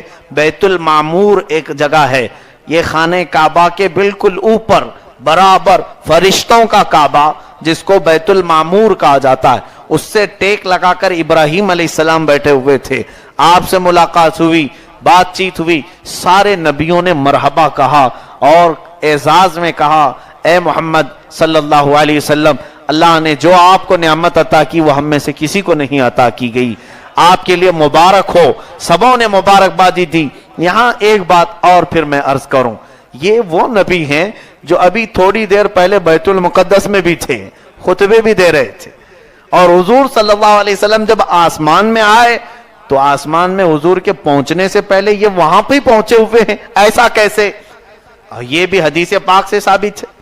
حضور پاک صلی اللہ تعالی علیہ وسلم ان سب انبیاء اکرام سے یہاں ملاقات کر چکے ہیں اور پھر آسمانوں پر وہ نبی پھر مل رہے ہیں. ایسا کیسے؟ کیا یہاں سے کوئی جاہل یہ کہے گا ان نبیوں کا چلنا اور ان نبیوں کی رفتار میرے آقا سے بھی تیز تھی؟ نہیں. ذرا عقل استعمال کرو, ذرا دماغ کو کھولو. میرے آقا صلی اللہ دو سب اس کے جواب ہے. پہلی بات تو یہ ہے اللہ تبارک و تعالی نبیوں کی طاقت بھی یہ بتانا چاہتا ہے. حضور پاک صلی اللہ علیہ وسلم بیت المقدس سے آسمانوں کا سفر خود سے نہیں فرمایا, براق پر بیٹھ کر کے فرمایا. براق الگ مخلوق ہے اور وہ نبی اپنی طاقت سے گئے تھے. اس کا مطلب یہ ہے اللہ نے اپنے نبیوں کو جو قوت دی وہ براق سے بھی بڑھ کر کے عطا کی ہے. پہلے پہنچنا یہ کمال فضل میں نہیں ہے, پہلے پہنچ جانا کمال اور فضل کو نہیں بتاتا, بلکہ ہوتا ایسے ہے کہ گھر سے دولہا نکلا ہے, بھائی سب یہاں پر رکے ہوئے تھے, سبوں نے یہاں پر سجایا سنوارا, سواری پر بٹھایا اور کہا ذرا گاڑی آہستہ سے چلانا, اس لیے کہ دولہا بیٹھا ہے. آج 100 کی سپیڈ میں کوئی دولہا حال کی طرف نہیں جاتا ہے, بہت ہی خنخنی انداز میں. گھوڑی پر بیٹھنے والے بھی بڑے آہستہ سے جاتے ہیں اگرچہ پورا روڈ جام کر دیں. بہت ساری جگہوں پر ایسا ہوتا ہے, دولہا جا رہا ہے بھائی بہت آہستہ سے جائے گا, تیزی سے نہیں گزرے گا. اور پھر ہوتا کیا ہے, یہ بھائی ہمارے جو سجائے تھے پھر حال میں بھی پہنچے ہوئے ہیں, دولہے کے آنے سے پہلے وہاں پر بھی تو استقبال کے لیے ہونا چاہیے, یہ دنیا کا دستور ہے. یہ انبیاء کرام میرے آقا کے باراتی تھے, بیت المقدس میں موجود تھے, سجایا اس دولہے کو اور الوداع کہا, جاؤ اے محمد عربی صلی اللہ علیہ وسلم معراج کی طرف بلند ہوتے جاؤ, اللہ نے تمہیں بلایا ہے. اور پھر پہلے ہی جا کر آسمانوں میں موجود بھی ہوئے, اس لیے کہ استقبال جو کرنا ہے میرے آقا کا, میرے آقا صلی اللہ علیہ وسلم کے استقبال کے لیے. یہاں کوئی فضل و کمال کی بات نہیں, فضل و کمال جو ہے وہ رسول اللہ کو ہی حاصل ہے. اسی لیے فرمایا کہ دم عیسیٰ ید بیضا, حسن یوسف دم عیسیٰ ید بیضا داری, آنچ خوبا ہما دارند تو تنہا داری. اے محبوب گرامی وقار, حضرت یوسف علیہ السلام حسن رکھتے ہیں, موسیٰ علیہ السلام ہاتھ کا معجزہ رکھتے ہیں, عیسیٰ علیہ السلام پھونک کا معجزہ رکھتے ہیں کہ وہ پرندوں میں, مٹی کے پرندوں میں پھونک مارے تو وہ اڑ جائے. آنچ ہما خوباں دارند تو تنہا داری. اے رسول گرامی وقار, ان سارے نبیوں کو جو سب کمالات دیے گئے تھے وہ سارے ملا کر کے جب ایک شخص میں جمع کیے گئے تب وہ محمد عربی بنا, وہ محمد مصطفیٰ صلی اللہ علیہ وسلم بن گئے. اسی لیے اعلیٰ حضرت فاضل بریلوی فرماتے ہیں, ذات ہوئی انتخاب, وصف ہوئے لاجواب, نام ہوا مصطفیٰ, تم پہ کروڑوں درود. میرے آقا صلی اللہ علیہ وسلم کے آگے کا سفر ملاحظہ فرمائے, سدرۃ المنتہا. یہ کیا ہے؟ سدرہ ایک بیری کا درخت ہے, اور حضور نے فرمایا اس کا ایک ایک پتا ہاتھی کے برابر یا ہاتھی کے کان کے برابر, اور اس کی جو بیریاں ہیں وہ مٹکے اور یا کسی بڑے گھڑے کے برابر. بہت ہی خوبصورت, اس کا حسن دنیا میں بتایا نہیں جا سکتا. یہ بیری کا درخت جس کو سدرۃ المنتہا کہا گیا, یہ مخلوق کے پہنچنے کا آخری حد مخلوق کے پہنچنے کی. جبرائیل امین وہاں تک جا سکتے ہیں. حضرت جبرائیل امین علیہ السلام میرے آقا کے ساتھ ساتھ یہاں پورے سفر میں تھے. سدرۃ المنتہا پہنچنے کے بعد عرض کیا, جس کو شیخ سعدی رحمت اللہ علیہ فارسی میں یوں کہتے ہیں, اگر یکسر موئے برتر پرم فروغ تجلا بسوزت پرم. یا رسول اللہ, اگر بال برابر بھی آگے بڑھ جاؤں تو رب کی تجلی سے میرے پورے بال جل جائیں گے, میرے پورے پر جل جائیں گے. اب میرے آقا آگے کا سفر آپ کو کرنا ہے. براق کو چھوڑ دیا گیا, پھر ایک سواری رف لائی گئی, یا اور ایک قسم کی, وہ تو دنیا میں ہے ہی نہیں. رف پر میرے آقا صلی اللہ علیہ وسلم سدرۃ المنتہا سے لامکان تک کا سفر فرمایا. وہاں سے پھر وہ سواری بھی چھوڑی گئی. لامکان کس کو کہتے ہیں؟ نام سے ہی معلوم ہونا چاہیے, جس جگہ کا کوئی نام ہی نہیں, جس جگہ کا کوئی نام ہی نہیں. لامکان, اس مکان کو نام نہیں دیا جا سکتا. اگر نام دے دیا گیا تو میرے رب کو گھیرنے کے برابر ہو جائے گا. میرا مولا جسم سے بھی پاک ہے اور مکان سے بھی پاک ہے, اس کے رہنے کے لیے کوئی خاص جگہ کی ضرورت نہیں, اور میرے مولا کے نور کو سمانے کے لیے جسم کی بھی ضرورت نہیں. وہ جسم و جسمانیت, مکان و مکانیت سے پاک ہے. اب لامکان کا سفر میرے آقا صلی اللہ علیہ وسلم پیدل فرما رہے ہیں. ارشاد فرماتے ہیں, دنیا میں یہ سفر اگر کیا جائے صرف لامکان کا سفر 28 سال لگیں گے. 28 سال اگر لگ جائے. حضور اکرم صلی اللہ علیہ وسلم تنہا تشریف لے جاتے رہے, بڑھتے رہے. اب جبرائیل بھی ساتھ چھوڑ دیے ہیں, اور یہاں سے براق بھی ختم, رف بھی ختم. اب صرف محمد عربی صلی اللہ علیہ وسلم کا مقام ہے کہ آپ بڑھتے چلے جا رہے. تنہا تھے, تب رب تعالیٰ کی طرف سے ندا آئی, ادنو منی یا احمد, ادنو منی یا احمد, اے احمد مجھ سے قریب ہوتے جاؤ, مجھ سے قریب ہوتے جاؤ. قرآن میں اللہ تعالیٰ اس کو بیان فرماتا ہے, والنجم اذا ہوا ما ضل صاحبكم وما غوا وما ينطق عن الهوى ان هو الا وحي يوحى علمه شديد القوى ذو مرة فاستوى وهو بالافق الاعلى ثم دنا فتدلى فكان قاب قوسين او ادنى. یہ آیات نجم, سورہ نجم کی آیتیں ہیں. مولا فرماتا ہے میرا رسول بڑھتا گیا, یہاں تک کہ دنا کہتے ہیں قریب ہونے کو, اتنا قریب ہو گئے रब तबारक व तआला के करीब इतना हुए कि 2 कमानों का 2 हाथों का फासला रह गया, 2 हाथों का फासला। और ये कुर्ब दुनिया में किसी को नहीं मैसर आया और कयामत तक किसी को मिल भी नहीं सकेगा। ये रब तबारक व तआला ने फकत अपने हबीब अकरम सल्लल्लाहु अलैहि वसल्लम के लिए अता फरमाया। और उसके बाद मेरे आका इरशाद फरमाते हैं, मैं मेरे रब को पलक झपके बगैर देखता रहा। मा जागल बसरु वमा तगा, ये भी कुरान में आया है। वो महबूब ऐसे देख रहे थे कि पलक भी नहीं झपक रहे थे। एक होता है सरसरी तौर पर देख लेना और एक होता है आंखें जमा करके देखना। हुजूर के मुतालिक कुरान में आया, मा जागल बसरु वमा तगा, उनकी आंखें झपकी भी नहीं, टेढ़ी भी नहीं हुई, इधर उधर भी नहीं हुई, बराबर जाते खुदाबंदी को देखते रहे बिल मुशाहिदा। अल्लाह अल्लाह, जो मूसा करोड़वें हिस्से तजल्ली को देख न सके, वो मेरा मुस्तफा पूरी जाते खुदाबंदी को देख रहा है। इससे बढ़कर फजल कमाल में क्या बात अर्ज की जाए। मेरे मुस्तफा करीम सल्लल्लाहु ताला अलैहि वसल्लम इरशाद फरमाते हैं, मैंने रब जुल जलाल के दस्ते कुदरत को अपने सीने पर महसूस किया और उसकी ठंडक मैंने पाई, और उसके बाद मैंने जमीन के सारे खजानों को देख लिया। ओती तो मफाती हल अर्द, हुजूर फरमाते हैं जमीन के ओती तो मफाती खजाइन अर्द, अल्लाह ने मुझे उस दिन जमीन के सारे खजानों की कुंजियां चाबियां मुझे अता कर दी, सब दे दिया। अब सुनो मेरे अजीजों, मेरे आका सल्लल्लाहु अलैहि वसल्लम को जो इतना बड़ा कुर्ब हासिल हुआ, किसी को हो सकता है? तवज्जो चाहूंगा, मैं एक बड़ी बात अर्ज करने जा रहा हूं। मेरा आका, मेरा मौला रसूल करीम सल्लल्लाहु अलैहि वसल्लम, हम उनका नाम नाज से अदा से क्यों न लें? इसलिए कि आज हमने दुनिया में देखा है, जब कोई थोड़ा सा मर्तबा हासिल कर ले तो गरीबों को भूल जाता है और दोस्तों को तो पहचानता भी नहीं। कहता आप तुम मेरे कैटेगरी के नहीं हो, मेरा मकाम थोड़ा बुलंद हो गया, मैं नेता हो गया हूं, अभी अब थोड़ा बड़ा हो गया हूं, मेरी कुर्सी ऊपर लगती है, ज्यादा तुम आया मत करो, लोग मुझे ताना देंगे। ऐसे ऐसे दोस्त पाल रखा है, उन्हीं लोगों के साथ बचपन गुजरा, ये सब हालात हमारे हैं। लेकिन आओ, हुजूर अकरम सल्लल्लाहु अलैहि वसल्लम को वो मकाम मिला जो किसी को न मिला है न मिलेगा। उस दिन मेरा मौला इरशाद फरमाता, ऐ महबूब मांगो आज जो मांगना है, जो चाहो ले लो। रसूल करीम सल्लल्लाहु अलैहि वसल्लम के पास उस वक्त बहुत सारे मामलात थे। मक्का के कुफ्फार और मुशरिकीन जुल्म के पहाड़ ढाए हुए थे और हुजूर अकरम सल्लल्लाहु अलैहि वसल्लम का सोशल बाइकाट करके रखा था। सहाबा को तपते हुए गरम रेत में लिटाकर सजाएं दिया करते थे, बहुत सारे मामला। हुजूर अकरम सल्लल्लाहु अलैहि वसल्लम अर्ज करते कि मौला यहां पर मेरे सहाबा की तकलीफ की आजादी हो जाए और इस्लाम मुसलमानों के लिए अच्छे अच्छे घर मिल जाएं, ये सारी चीजें मांगने के लिए बहुत कुछ था।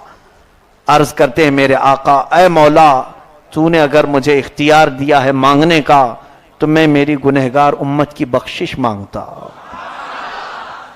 जो न भूला हम गरीबों को रजा, याद उसकी अपनी आदत कीजिए। आला हज़रत फाजिल बरेलवी इस मकाम पर कहते हैं, जो न भूला हम गरीबों को रजा, याद उसकी अपनी आदत कीजिए। ये वो रसूल है, अजीजुन अलैहि मा अनितुम, तुम्हारा तकलीफ में पड़ना उस रसूल को देखा नहीं जाता। यहां पर भी ना भूला, अपनी नमाजों में, अपने रात की इबादतों में, अपने सजदे के रोने में अगर कोई चीज पोशीदा थी तो वो अपनी गुनहगार उम्मत ही थी। कभी आपने कोई रिवायत सुनी हदीस की आज तक कि रसूल करीम सल्लल्लाहु अलैहि वसल्लम ने घर के लिए रोया हो, अपने घर बार के लिए, तकलीफों के लिए, गमों के लिए, तीर के चलने पर? नहीं, मेरे आका सल्लल्लाहु अलैहि वसल्लम को जब भी सहाबा ने रोते हुए देखा तो अपनी इस गुनहगार उम्मत की बख्शिश के लिए रोते हुए देखा। बिजलियां कड़कती थी तो हुजूर बिस्तर छोड़कर बाहर आते थे और इस्तिगफार करने लग जाते, मौला ये बिजलियां कहीं मेरी उम्मत पर अजाब ना बन जाए, ये आसमान पर जो अबर छाया है ये अजाब बनकर ना बरस पड़े। मेरा मौला ये जब बिजलियां खत्म करता, अबर छट जाता, तो हुजूर फिर मुस्कुराते हुए अपने घर तशरीफ लाते। उस रसूल को आज उम्मत ने ऐसा भुला दिया, ऐसा भुला दिया। لوگ یہ سمجھتے ہیں سال بھر میں ایک بار ان کی میلاد کا ذکر کر لو، ڈی جے لگا کر ناچ کر تو ختم ہو گیا، حق ادا ہو گیا۔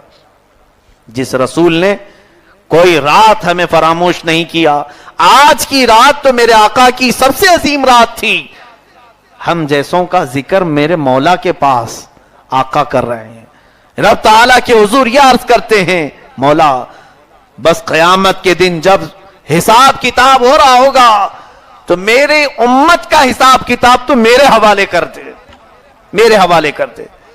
ربی حب لی امتی، حب لی کا مطلب ہوتا مجھے دے دے، میری امت مجھے دے دے، ہوتا یہی ہے نا اپنوں کے معاملات کے لیے۔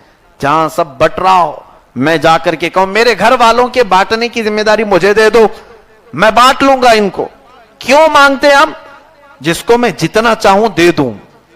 اور میرے آقا اپنی امت کی بخشش کا حساب کتاب کا معاملہ میرے رب سے مانگ رہے ہیں کہ تو مجھے عطا کر دے۔ ارشاد ہوا ہے محبوب جاؤ، آپ کی گنہگار امت کی بخشش آپ کو آج تحفے میں دے دی گئی، تحفے میں دی گئی۔ میرے آقا مسکراتے ہوئے تشریف لائے، یہ بڑا عظیم موقع ہے۔ اب یہاں سے میں آپ کو بتاؤں، واپس تشریف لا رہے تھے میرے آقا صلی اللہ علیہ وسلم کو، آج جو چیزیں دی گئیں اس میں 50 نمازیں دی گئی تھیں، اور شریعت کے مطابق ناپاکی میں 7 مرتبہ نہانا پڑتا، غسل جنابت 7 مرتبہ فرض کیا گیا تھا۔ اگر کوئی ناپاک ہو گیا تو اسے 7 مرتبہ نہانے کا حکم ہوا، کسی کپڑے پر نجاست لگ جائے تو 7 مرتبہ کپڑے کو دھونے سے پاک ہوگا، یہ حکم آیا۔ اور سورہ بقرہ کی آخری 27 آیتیں تحفے میں دی گئیں، اور پھر زمین کے سارے خزانوں کی کنجیاں حضور کو دی گئیں۔ یہ سب لے کر میرے آقا صلی اللہ علیہ وسلم واپس تشریف لائے۔ جب پلٹے تو حدیث پاک میں موسیٰ علیہ الصلوۃ والتسلیم جو 5ویں یا 6ٹھے آسمان پر تھے ملاقات کی، عرض کی کہ مصطفیٰ کریم صلی اللہ علیہ وسلم سے رب تعالیٰ کا دیدار آپ کو مبارک ہو، اللہ نے آپ کی امت کے لیے کیا دیا؟ ارشاد فرمایا 50 نمازیں دی۔ کہا کہ میں اپنی امت کو آزما کے دیکھا ہوں، اتنی عبادتیں وہ کر نہیں پائیں گی، آپ کم کرا کر کے لائیں، تھوڑا حکم میں تخفیف کرائیں۔ میرے آقا صلی اللہ علیہ وسلم ارشاد فرماتے میں واپس گیا، اسی طرح گئے جیسے پہلی مرتبہ گئے تھے۔ پھر سفر فرمایا، رب تعالیٰ سے عرض کی، مولا نے تخفیف کی، 5 نمازیں کم ہوئی۔ پھر ملاقات ہوئی موسیٰ علیہ السلام سے، آپ نے پھر 5 کم کرنے کا کہا۔ پھر حضور گئے، 9 مرتبہ حضور کا جانا آنا لگا۔ قصر دنا تک کس کی رسائی، جاتے یہ ہیں آتے یہ۔ حضور پاک صلی اللہ علیہ وسلم 9 مرتبہ رب تعالیٰ کے حضور گئے اور واپس آئے تو 5 باقی رہ گئیں، اور 7 مرتبہ جو غسل فرض تھا وہ 1 بار رہ گیا، اور کپڑا بھی جو 7 مرتبہ دھونے سے پاک ہوتا اس کو بھی 1 مرتبہ تک رب تعالیٰ نے کر دیا۔ سب میں تخفیف ہوئی، اور اخیر میں یہ بھی ارشاد فرمایا مولا نے، اے محبوب جاؤ اپنی امت کے لیے 5 نمازیں لے جاؤ، لیکن آپ کے لیے بشارت ہے کہ آپ کی امت اگر 5 پڑھے گی میں 50 کا ہی ثواب دوں گا۔ اے میرے عزیزو، یہ رب تعالیٰ کا انعام نہیں ہے تو اور کیا ہے؟ لیکن موسیٰ علیہ السلام اس وقت یہ حالات سمجھ گئے ہوں گے، بھاگے اور کہتے ہیں اے محمد عربی صلی اللہ علیہ وسلم، یہ بھی آپ کی امت نہیں کر پائے گی، اور کم کرائیں۔ میرے آقا عرض کرتے ہیں، ارشاد فرماتے ہیں، اے کلیم اللہ، اب پھر کم کرانے میں مجھے حیا آتی ہے، اس سے کم کرانے میں مجھے حیا آتی ہے۔ کیوں میرے آقا صلی اللہ علیہ وسلم نے ارشاد فرمایا؟ اس لیے کہ اس رب کی نعمتیں 24 گھنٹے ہمہ وقت کھانے پینے والا بندہ اگر 5 وقت بھی نہ کرے تو یہ حیا کی بات نہیں ہے تو اور کیا ہے؟ حیا نہیں ہے۔ لیکن ہم میں سے کتنے بے حیا ایسے موجود ہیں، کتنے بے حیا ہیں۔ رب تعالیٰ کی ہر نعمت کا خوب استعمال کرو، لیکن اس کی عبادت کی بات آئے تو 5 وقت ہم عبادت کے لیے حاضر نہیں ہوں گے۔ ہم سینہ اترا کر کے گھومتے ہیں، ہم گھمنڈ اور غرور میں محلوں میں گھومتے ہیں، ایسا لگتا ہے کہ ہمیں مرنا ہی نہیں۔ یاد رکھو تمہارا ہر قدم جو زمین پر پڑتا ہے، جیسے پاؤں ہم اٹھاتے ہیں زمین ہمارے لیے بد دعا کرتی ہے۔ اے رب العالمین، اس کی اکڑ، اس کا غرور دیکھ کہ تیری عبادتوں سے تو دور ہے اور مجھ پر سختی سے چلتا ہے، اس کو ہلا کو برباد کر اور پھر زمین کے متعلق فرمایا بزرگوں نے اسی دن وہ ہمیں یہ تانا بھی دیتی ہے اے بندے تو عنقریب میرے اندر آئے گا میں تیرا سارا غرور تجھے قبر میں دکھا دوں گی. زمین انتظار کرتی ہے کئی جسموں کی کہ کب میں اسے دبوچوں اور کب اس کو کھاؤں. میرے عزیزو رب تبارک و تعالیٰ کی طرف سے ملا ہوا یہ تحفہ ہم نے اس کی آج کیا حالت بنائی. نمازیں آج مسجدوں سے کیوں غائب ہیں؟ مسجدوں کو سجانے میں ہم کروڑوں کا خرچ کر لیے, بہت ساری اعلیٰ مسجدیں بن گئی, نمازی غائب ہے. علامہ نے کہا تھا مسجد مرثیہ خواہ ہیں کہ نمازی نہ رہے, یعنی وہ صاحب اوصاف حجازی نہ رہے, وہ صاحب اوصاف حجازی نمازی نہ رہے. میرے عزیزو اسی کے متعلق کہا بھی کچھ لوگوں نے کہ پل بھر میں بنا لی مسجد تو شب بھر میں بنا لی مسجد تو بنا لی شب بھر میں, پل بھر میں سمجھو شب بھر میں. ایمان کی حرارت والوں نے من اپنا پرانا پاپی تھا بچپن سے نمازی بن نہ سکے. یہاں پر مسجدیں بھی اللہ تعالیٰ کے حضور قیامت کے دن شکایت لے کر کے آئیں گی کہ اے مولا انہوں نے مجھے بنایا تھا اور بھوکا اور پیاسا رکھا. اس سے پوچھا جائے گا مسجد سے کہ تجھے بھوک اور پیاس کیسے لگتی تھی؟ مسجد کہتی ہے جب بھی اذان ہوتی تو مجھے بھوک بڑھ جاتی, اگر یہ حاضر ہو کر مجھے بھر دیتے تو میرا پیٹ بھر جاتا. انہوں نے مجھے بھوکا اور پیاسا رکھا. ان مسجدوں کو اپنے خلاف نہ بناؤ, آؤ نماز کی طرف, مسجدوں کو آباد کرو. دیکھو مولا تمہارے چہروں کو آباد کرے گا, تمہاری زندگیاں ایسے آباد ہوں گی کہ یہ کفار و مشرکین کے جو ظلم و ستم بڑھتے جا رہے ہیں انشاءاللہ العزیز اس کو دفع کرنے کے لیے ہمیں لاکھوں کی تعداد کی ضرورت نہیں, مٹھی بھر جماعت بھی اگر پابند صوم و صلات نکل جائے لاکھوں کے کفار و مشرکین کو فنا فی النار کرنے کے لیے اتنی ہی طاقت ہمارے لیے کافی. اٹھ کر کے تو دیکھو, اپنی آبادی تو دیکھو, مسجدوں کو اور سجدوں کو آباد کر کے تو دیکھو, رب تعالیٰ روحانی طاقت کتنی آپ کو عطا کرے گا. خیر میرے آقا صلی اللہ تعالی علیہ وسلم نے حیا فرمائی کہ میں 5 سے کم کیسے کراؤں, حیا فرمائی.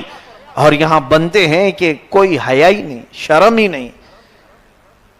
رزق خدا کھایا کیا, فرمان نبی ٹالا کیا, دن لہو میں کھونا تجھے, شب صبح تک سونا تجھے, شرم نبی خوف خدا یہ بھی نہیں وہ بھی نہیں, سب غائب ہیں ہمارے اندر سے.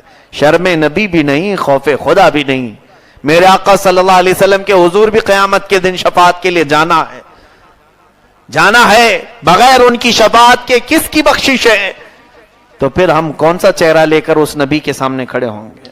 حضور پاک صلی اللہ علیہ وسلم فرماتے ہیں نماز میں میری آنکھوں کی ٹھنڈک ہے, جس نے نماز ادا کی اس نے میری آنکھوں کو ٹھنڈک پہنچائی ہے. اس کا دوسرا معنی یہ نکلتا ہے جس نے نماز ترک کی اس نے اپنے حبیب مصطفیٰ کی آنکھوں کو ٹھیس پہنچائی, تکلیف پہنچائی. آؤ میں تمہاری آنکھ میں کچرا ڈالتا ہوں, کتنا مسلتے ہو. میں تمہاری آنکھ میں اگر پاؤڈر ڈال دوں کتنی دیر تک جلن ہوگی. یہ تو بظاہر دنیا کی آنکھیں جو جلتی ہیں, اور نماز چھوڑ کر کے جن لوگوں نے میرے آقا کی آنکھوں کو تکلیف پہنچائی میرا رب بھی انہیں برداشت نہیں فرمائے گا. رب تبارک و تعالیٰ بھی قیامت کے دن سب سے پہلے تم سے اسی چیز کا سوال کرے گا.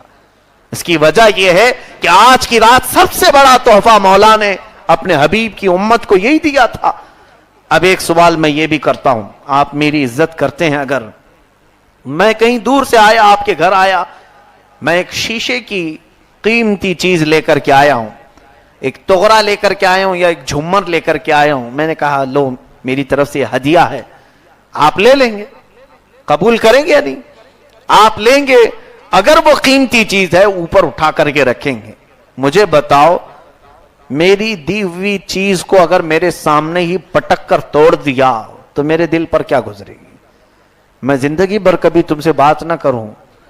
اور اگر آپ نے مجھے تحفہ دیا تھا میں تمہارے آنکھوں کے سامنے ہی اس کو توڑ مروڑ دوں, ختم کر دوں, تمہیں کیسا لگے گا کہ میں بڑے ارمانوں سے یہ تحفہ دیا تھا اور یہ مولانا نے میرے آنکھوں کے سامنے توڑ دیا؟ تمہیں برداشت نہیں ہوتا تمہارے دیے ہوئے تحفے اور ہدیے کوئی نقصان نہ کرے, برباد نہ کرے, اور پھر مولا کا دیا ہوا تحفہ جو تم نے توڑ مروڑ کر رکھ دیا. میرے آقا صلی اللہ علیہ وسلم لا کر کے دیے اپنی امت کو, یہ میرے رب کا تحفہ ہے امت کے لیے. کتنے لوگوں نے اسے سنبھالا, کتنے لوگوں نے اٹھا کر کے رکھا کہ یہ میرے رب کا دیا ہوا تحفہ ہے. اسی لیے مولا علی شیر خدا رضی اللہ تعالیٰ اذان کی آواز سنتے تھے تو چہرہ پیلا پڑ جاتا تھا. کیوں؟ بادشاہ اعظم کے حضور حاضر ہونے کا تصور کہ میرے رب کا بلاوا آ گیا. یہ اللہ تعالیٰ کا دیا ہوا تحفہ جس کے اندر میرے مولا کی محبت ہوگی, چاہے جتنی بھی تھکان ہو وہ اٹھے گا اور نماز ضرور پڑھے گا, وہ اپنی عبادتوں میں کوتاہی نہیں کرے گا, چاہے جس طرح کے بھی کام اسے آ جائیں, لیکن وہ نماز سے کوتاہی صرف اس لیے نہیں کرے گا کہ میرے مولا کا دیا ہوا تحفہ ہے, میرے مولا کا دیا ہوا ہدیہ ہے, میں کیسے اسے چھوڑ دوں, کیسے ترک کر دوں. ہم نے بزرگوں کو دیکھا ہے, مفتی اعظم ہند رضی اللہ تعالیٰ اعلی حضرت کے شہزادے سفر پر ہوتے, کئی مرتبہ کے معاملات ہیں, ٹرین کا سفر کر رہے ہیں, نماز کا وقت آیا, بیچ میں اسٹیشن پر اتر کر مصلی بچھا لیا, لوگوں نے کہا ٹرین چھوٹ جائے گی, آپ نے کہا چھوٹنے دو, نماز نہ چھوٹے, میرے رب کی عبادت نہ چھوٹے. کئی مرتبہ سواریاں چل بھی پڑی, آپ نے ذرا برابر خیال نہیں کیا, مل جائے گی دوسری سواری, مل جائے گی. یہ تو چھوڑو, ہم نے ٹرین چھوڑا, بس چھوڑا, یہ بزرگوں کی باتیں ہیں.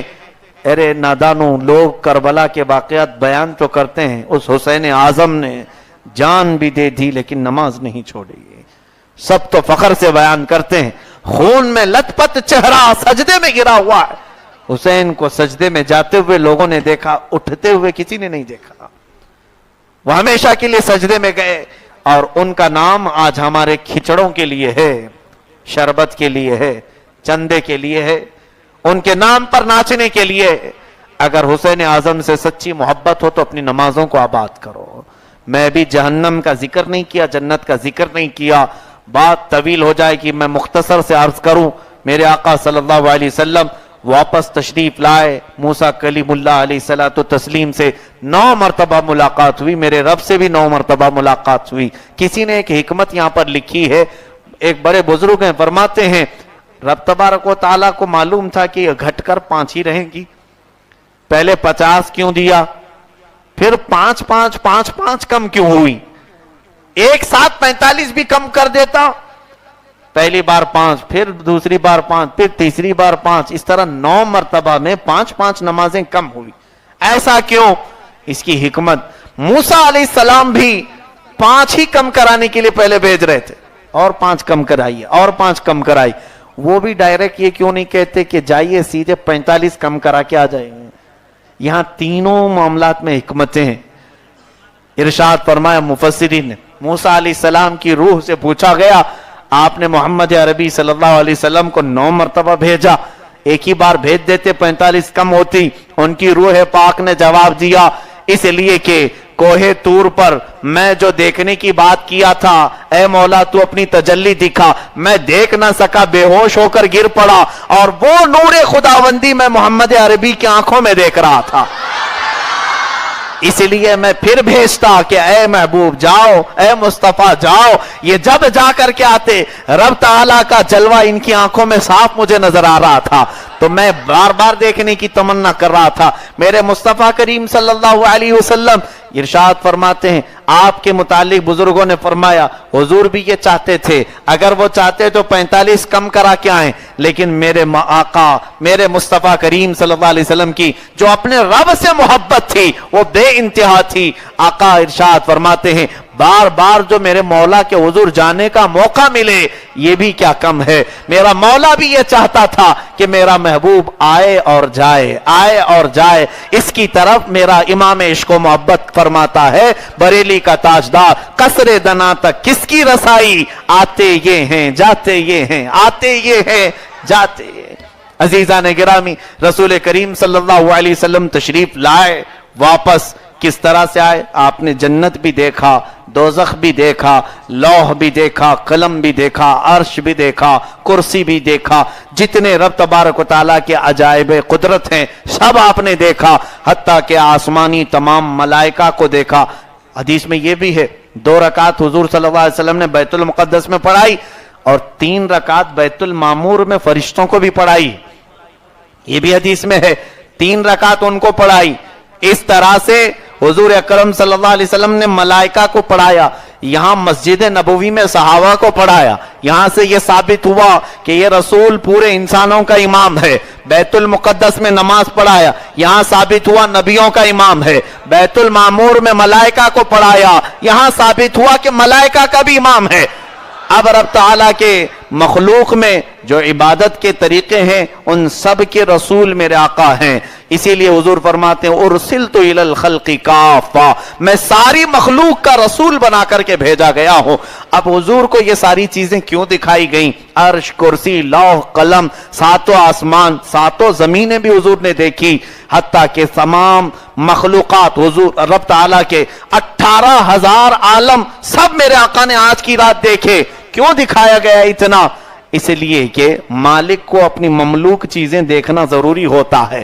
میں نے کوئی چیز خرید لی, کسی چیز کا میں مالک ہوا, تو ظاہر سی بات ہے ایک بار تو وہ خریدی ہوئی چیز کو دیکھ لوں. میرا مولا جب حضور کو یہ فرما دیا اے محبوب تمہیں ساری چیزوں کا مالک و مختار بنایا گیا, تو حضور کی جتنی چیزیں تھیں وہ سب دکھایا گیا.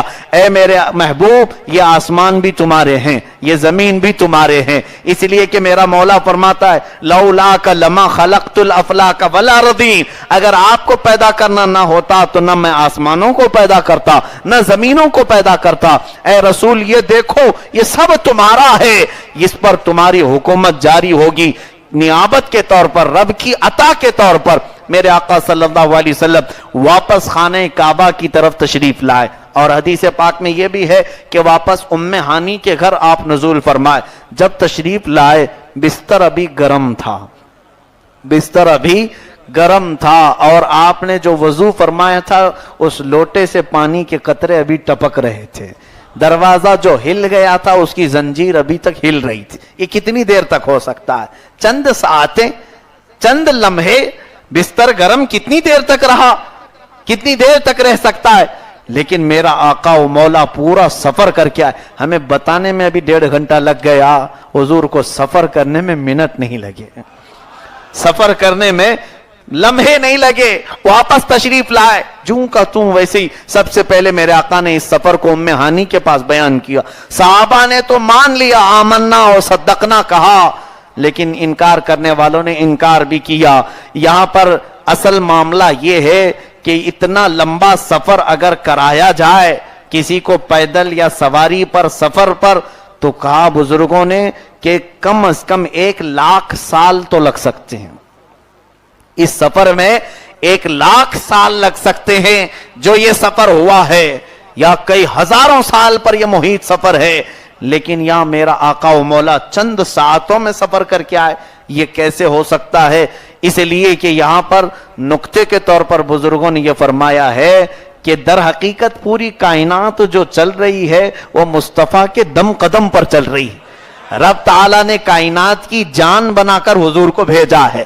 وہ جو نہ تھے تو کچھ نہ تھا, وہ جو نہ ہو تو کچھ نہ ہو. جان ہے وہ جہان کی, جان ہے تو جہان ہے. اگر جان ہے تو جہان ہے, اگر جان نہ ہو تو جہان ہے نہیں ہے. یہ تو مسلمہ حقیقت ہے. تو رب تبارک و تعالیٰ نے پوری کائنات کی جان کو اٹھا لیا تھا آسمانوں پر, تو یہ وقت تھم گیا, جہاں کا تھا وہیں رک گیا. اب یہ محبوب اکرم صلی اللہ علیہ وسلم نے 100 سال سفر کیا کہ 1000 سال کیا کہ 1,00,000 سال کیا, یہ ہمیں معلوم نہیں.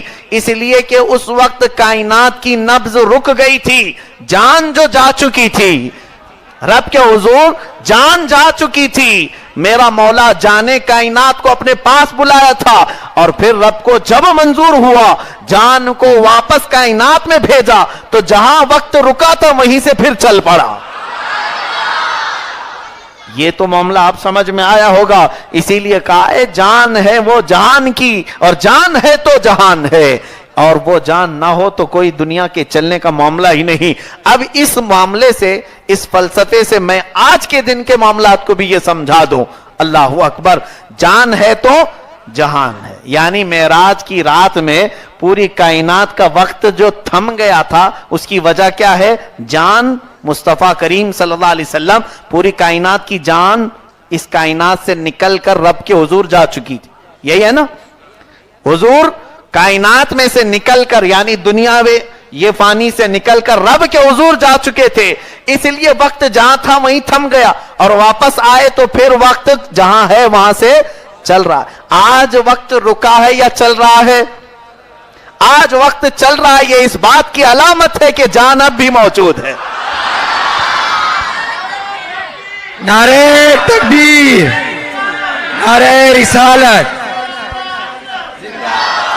वो जो न थे तो कुछ न था, वो जो न हो तो कुछ न हो, जान है वो जहान की, जान है तो जहान है। आज हमारे रोजो शब जो चल रहे हैं, आज हमारी कायनात में जो हवाएं हैं, आज जो सूरज अपनी चमक छोड़ रहा है, आज जो चांदनी झिलमिला रही है, आज जो सितारे जगमगा रहे हैं, ये इस बात का पता दे रहे हैं कि जान अब भी मौजूद है, जान अब भी मौजूद है। और अगर ये जान ना होती तो कायनात की नब्ज फिर थम जाती, रुक जाती, और जिस दिन मौला ताला क़यामत नाजिल फरमाएगा, उस दिन महबूब अकरम सल्लल्लाहु अलैहि वसल्लम को फिर उठाया जाएगा। हुजूर फरमाते हैं सबसे पहले मैदान क़यामत में मैं उठाया जाऊंगा। बाज बुजुर्गों ने फरमाया रसूल को कायनात से उठा लेना ही क़यामत है। और इमाम ज़मन फरमाते हैं अब जो क़यामत का मैदान सजाया जा रहा है, वहां पर हिसाब व किताब, ये सब हदीसों में पढ़ चुके हो, हिसाब किताब होगा, और उसके बाद जन्नती जन्नत में जाएंगे, दोज़खी दोज़ख में जाएंगे। और उससे पहले भी क्या कुछ होने वाला है, उससे पहले भी कई हजार साल का एक दिन है। हदीस में है पूरी मखलूक आदम अलैहिस्सलाम के पास जाएगी, कहेगी कि आप सिफारिश कर दें अल्लाह के हुजूर, अल्लाह हमारा हिसाब किताब तो शुरू कर दे। कहते हैं इज़हबू इला गैरी, मेरे अलावा किसी और के पास जाओ, आज मैं सिफारिश करने के हक में नहीं हूं। हजरत नूह अलैहिस्सलाम के पास, इब्राहिम अलैहिस्सलाम के पास, इस्माइल अलैहिस्सलाम के पास, सारे नबियों के पास ये कौम घूमती रही, पूरी मखलूक। और उसके बाद फिर मोहम्मद रसूलुल्लाह सल्लल्लाहु अलैहि वसल्लम के पास आई। आपने फरमाया ठीक है, मैं तो इसीलिए बैठा ही हूं, अना लहा, मैं तो शफाअत के लिए ही हूं। हुजूर ने सजदा किया, फरमाते हैं मैं सजदा करूंगा, हम्द बयान करूंगा, और फिर सबकी तरफ से शफाअत करूंगा, सिफारिश करूंगा, हिसाब किताब शुरू होगा।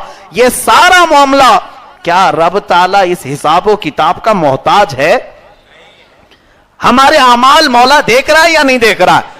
मरने के बाद सीधा उठाता जन्नत में डाल देता, सीधा उठाता दोजख में डाल देता। ये क़यामत का मैदान लोहे तांबे पीतल की तरह मैदान, सूरज को सवा नेज़े के फासले पर रखना, नबियों के पास घुमाना, क्या रब ताला इस सब का मोहताज है? नहीं, वो हर एक बंदे के आमाल देख रहा है। फिर ये सब क्यों कराया जा रहा है? इमाम ज़मन फाजिल बरेलवी के बिरादर मोहतरम फरमाते हैं फकत इतना सबब है इन इकादे बज़्म महशर का कि इनकी शान महबूबी दिखाई जाने वाली। बात दर हकीकत यह है वहां भी मुस्तफा की शान दिखाई जाना है। आला हज़रत फाजिल बरेलवी फरमाते हैं खलीलो नजी मसीहो सफी सभी से कही कहीं न बनी, खलीलो नजी मसीहो सफी सभी से कहीं न बनी, ये बेखबरी की खल्क फिरी कहां से कहां तुम्हारे लिए, जमीन और जमा तुम्हारे लिए, मकीनो मकान तुम्हारे लिए, चुनीनो चुना तुम्हारे लिए, बने दो जहां तुम्हारे लिए। या रसूल अल्लाह दहन में जुबान बदन में है जहां, हम आए यहां उठे भी वहां, बस इस अकीदे पर हमारा खात्मा हो जाए। अजीजा ने गिरामी आखिरी बातें मैं अर्ज करूं, मेरे आका सल्लल्लाहु अलैहि वसल्लम की मेराज दर हकीकत ईमान को ताज़ा करने के लिए है। हम शबे मेराज जो मनाते हैं, लोग हमसे सबूत पूछ रहे हैं आज ये कहां से साबित है? ये मेराज की रात मनाना कहां, कौन सी किताब में है? आज इबादत करना कौन सी किताब में? जरा दिल पर हाथ रख करके बताओ, 2 घंटे से यहां बैठे हो, क्या तुम्हारे ईमान में कुछ ताजगी नहीं महसूस कर रहे हो? मेरे आका का जिक्र सुन करके, उनके मेराज का तस्वुर करके, क्या तुम्हारी आंखों में मेरे आका को देखने की तड़प नहीं पैदा हो रही है? बस किसी और सबूत की जरूरत नहीं। वो हर महफिल हमारे लिए दलील है जिस महफिल में मेरे आका के दीदार की तलब पैदा हो जाए, मेरे आका से करीब होने की बात आ जाए। अब मैं हमारी मेराज बता दूं, दर हकीकत हम भी अपनी नमाज में मेराज कर सकते हैं, क्योंकि मेरे आका ने फरमाया अस्सलातु मिअराजुल मुमिनीन, नमाज तुम मोमिनों की मेराज है। तुम दिन में 5 मरतबा मेराज करो, रब ताला के हुजूर पहुंचने का नाम ही मेराज है। और इस नमाज में भी एक तस्वुर ये बांध लो, आज मैं नमाज पढ़ने का एक और तस्वुर आपको दे जाऊं। कायदे में बैठते हैं, 2 रकात में हो कि 4 रकात में, पहले वाले कायदे में आप अत्तहियात पढ़ते हैं या नहीं? मैं पढ़ता हूं अत्तहियातु लिल्लाहि वस्सलावातु वत्तय्यिबात। उसके बाद क्या है? अस्सलामु अलैका अय्युहन नबिय्यु व रहमतुल्लाहि व बरकातुहू। उसके बाद क्या है? अस्सलामु अलैना व अला इबादिल्लाहिस सालिहीन। उसके बाद अशहदु अल्ला इलाहा इल्लल्लाह वहदहु ला शरीका लहु व अशहदु अन्ना सय्यदना मुहम्मदन अब्दुहु व रसूलुहु। ये अत्तहियात हो गया, इसको तशहुद कहते हैं। इसके बाद दुरूद इब्राहिमी, इतना तो तशहुद वाजिब है। ये आप 2 रकात वाली नमाज में भी पढ़ते हैं, 4 रकात वाली नमाज में भी पढ़ते हैं। अब जरा मैं आपको बताऊं ये अत्तहियात है क्या? अत्तहियातु लिल्लाहि वस्सलावातु वत्तय्यिबात, इसका माना है तमाम अच्छाइयां, तमाम पाकीज़गियां, तमाम सुथराइयां अल्लाह के लिए, तमाम तारीफें, तमाम अच्छाइयां, तमाम पाकीज़गियां अल्लाह के लिए। अस्सलामु अलैका अय्युहन नबी व रहमतुल्लाहि व बरकातुहू, इसका मतलब ऐ नबी तुम पर सलामती हो और अल्लाह की रहमत और उसकी बरकत हो। आगे सुनो, वस्सलामु अलैना व अला इबादिल्लाहिस सालिहीन, हम पर भी सलामती हो और अल्लाह के नेक बंदों पर भी सलामती हो। अशहदु अल्ला इलाहा इल्लल्लाह, मैं गवाही देता हूं कि अल्लाह के सिवा कोई माबूद नहीं। व अशहदु अन्ना मुहम्मदन अब्दुहु व रसूलुहु, और मैं गवाही देता हूं कि मोहम्मद सल्लल्लाहु अलैहि वसल्लम अल्लाह के बंदे और उसके रसूल। यह अत्तहियात भी मैंने बताया, उसका तर्जुमा भी बताया। बात अब इसके पस मंजर की है, क्यों पढ़ाया जाता है अत्तहियात, ये भी समझ लो। आज बात ऐसी है कि जब मेरे आका मेराज में तशरीफ ले गए, जब आप बुराक को छोड़ दिया आपने और रफरफ भी छोड़ दिया, लामका की तरफ हुजूर का सफर की इब्तिदा हुई। अब रब ताला के हुजूर जब जा रहे थे, मेरे आका हुजूर अकरम सल्लल्लाहु अलैहि वसल्लम मेरे मौला के करीब जा रहे थे, तब मेरे आका की जुबान से ये निकलने लगे कलमात, अत्तहियातु लिल्लाहि वस्सलावातु वत्तय्यिबात, तमाम तारीफें, तमाम पाकियां, तमाम अच्छाइयां अल्लाह के लिए है। ये हम्द बयान कर रहे थे मेरे आका, ये मेरे मौला की शान में बयान करते हुए जा रहे थे रब ताला के हुजूर। तवज्जो चाहूंगा, क्या कह रहे थे मेरे आका? अत्तहियातु लिल्लाहि वस्सलावातु वत्तय्यिबात, ये रब की शान में हम्द है, तारीफ है मेरे मौला की, बयान करते हुए जा रहे थे। तब रब ताला की तरफ से जवाब आया, अस्सलामु अलैका अय्युहन नबी व रहमतुल्लाहि व बरकातुहू, ऐ नबी तुम पर सलामती हो, अल्लाह की रहमतें हो और बरकतें हो। ये मुनाजात है, ये कलाम है, ये गुफ्तगू है, किसके? मेरे मौला रब ताला और मेरे मुस्तफा के बीच का कलाम है, जो आप नमाज में कर रहे हो। अल्लाह की तरफ से जवाब आया, सलाम भेजा मौला ने अपने नबी पर। मियाँ यहाँ कोई नेता सलाम करे तो पांव जमीन पर टिकते नहीं, और जिस रसूल को मौला कायनात का खुदा सलाम भेजे, उस रसूल के मकाम और मर्तबे का हाल क्या होगा। लेकिन फख्र से मेरे आका सल्लल्लाहु अलैहि वसल्लम ने यह नहीं फरमाया मैं वो हूं जिसको मेरा मौला सलाम करता है, बल्कि उसके बाद रब्बे करीम के इस जवाब के बाद हुजूर फिर कहते हैं, ए मौला वस्सलामु अलैना व अला इबादिल्लाहिस सालिहीन, तूने मुझे तो सलाम किया, मेरे गुनहगार गुलामों और नेक बंदों पर भी तेरी सलामती हो। वस्सलामु अलैना में सारे गुनहगार उम्मती को हुजूर ने अपने साथ शामिल किया। ऐ मौला तूने तो मुझे सलाम किया, तेरे सलाम में मेरे गुनहगार उम्मती और नेक बंदे सब शामिल हो जाएं। वाला इबादिल्लाहिस सालिहीन, ये किसका मुनाजात चल रहा है? पहले हुजूर ने अर्ज किया तहियातु लिल्लाहि वस्सलावातु वत्तय्यिबात, तो मौला ने जवाब में कहा अस्सलामु अलैका अय्युहन नबी व रहमतुल्लाहि व बरकातुहू। फिर मेरे आका ने अर्ज किया वस्सलामु अलैना व अला इबादिल्लाहिस सालिहीन। ये मुस्तफा का कलाम और मेरे रब का कलाम मेराज की शब में चल रहा था, सातों आसमानों में गूंज हो रही थी। तब फरिश्तों ने बरमला कहा अशहदु अल्ला इलाहा इल्लल्लाह व अशहदु अन्ना मुहम्मदन अब्दुहु व रसूलुहु। हर फरिश्ते ने ये इकरार किया, हम गवाही देते हैं कि अल्लाह के सिवा कोई माबूद नहीं, और ये गवाही देते हैं कि मोहम्मद अल्लाह के रसूल और उसके बंदे हैं। पूरा मेराज इसमें التحیات میں پورے معراج کا واقعہ ہے. فرشتوں نے یہ جواب دیا, تب جا کر کے یہ التحیات مکمل ہوا. آج جب نماز میں قاعدے میں بیٹھو, التحیات پڑھتے وقت اگر تمہارا تصور چلا جائے, التحیات للہ والصلوات والطیبات, یہ میرے نبی کے کلمات میں بیان کر رہا ہوں جو شب معراج میرے مصطفیٰ نے میرے رب کی شان میں عرض کیے تھے. اور اس کے بعد جب پڑھو گے السلام علیکہ ایھا النبی, تمہارا یہ خیال جانا چاہیے یہ وہ جملے ہیں میرے مولا نے مصطفیٰ کو سلام کیا تھا.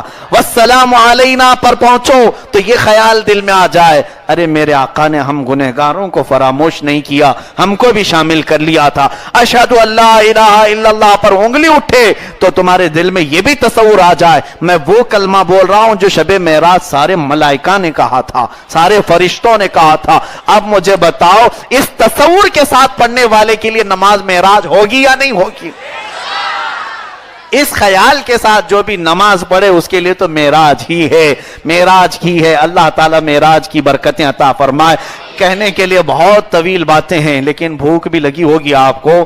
بہرحال میں نے جو کچھ بھی کھلایا ہے انشاءاللہ یہ کئی دنوں کے لیے کافی ہے. انشاءاللہ عشق رسول ایسے ہی مچلتا نظر آئے, اسی طرح جگمگاتا رہے, اور میرے آقا صلی اللہ علیہ وسلم سے محبت کرنے والے, آپ کی چاہت رکھنے والے مولا کے حضور میں ان کے لیے دعا کرتا ہوں یہ سارے میرے آقا کے عاشق پھلتے پھولتے رہیں, دوسرے چاہے پھولتے پھٹتے رہیں. ان کے جلن کا ہمیں کوئی بھی تکلیف کا یا احساس بھی نہیں کرنا چاہیے. ہاں پھر ایک بات میں کہہ جاؤں, معراج کی آخری بات ہے, اردو پڑھے ہوں عربی پڑھے ہوں تو تھوڑی یہ بات بھی رکھ لیں. میں نے غالباً تفسیر میں بھی عرض کیا تھا کہ معراج جو لفظ ہے یہ حضور کے سفر کو کہا گیا ہے, حضور کے سفر کو کہا گیا ہے.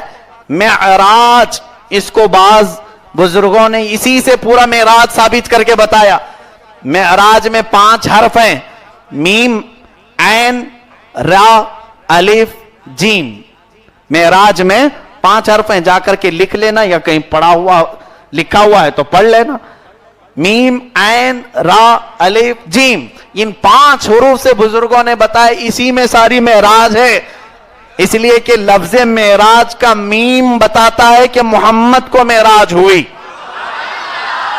معراج کے میم سے محمد صلی اللہ علیہ وسلم, معراج کا میم بتاتا ہے کہ محمد صلی اللہ علیہ وسلم کو معراج ہوئی. اس کے بعد کون سا حرف آ رہا ہے؟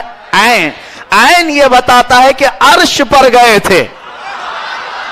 اس کے بعد کیا حرف آتا ہے؟ را آتا ہے. را یہ بتاتا ہے کہ رات کو گئے تھے, رات کو گئے تھے. اور اس کے بعد آتا ہے الف. الف یہ بتاتا ہے اللہ کے پاس گئے تھے. اور آخر میں آتا ہے جیم, یہ بتاتا ہے جسم کے ساتھ گئے تھے. ہو گئی معراج. محمد کو معراج ہوئی, عرش پر گئے تھے, رات کو گئے تھے, اللہ کے پاس گئے تھے اور جسم کے ساتھ گئے تھے. اسی کا نام ہے معراج مصطفیٰ.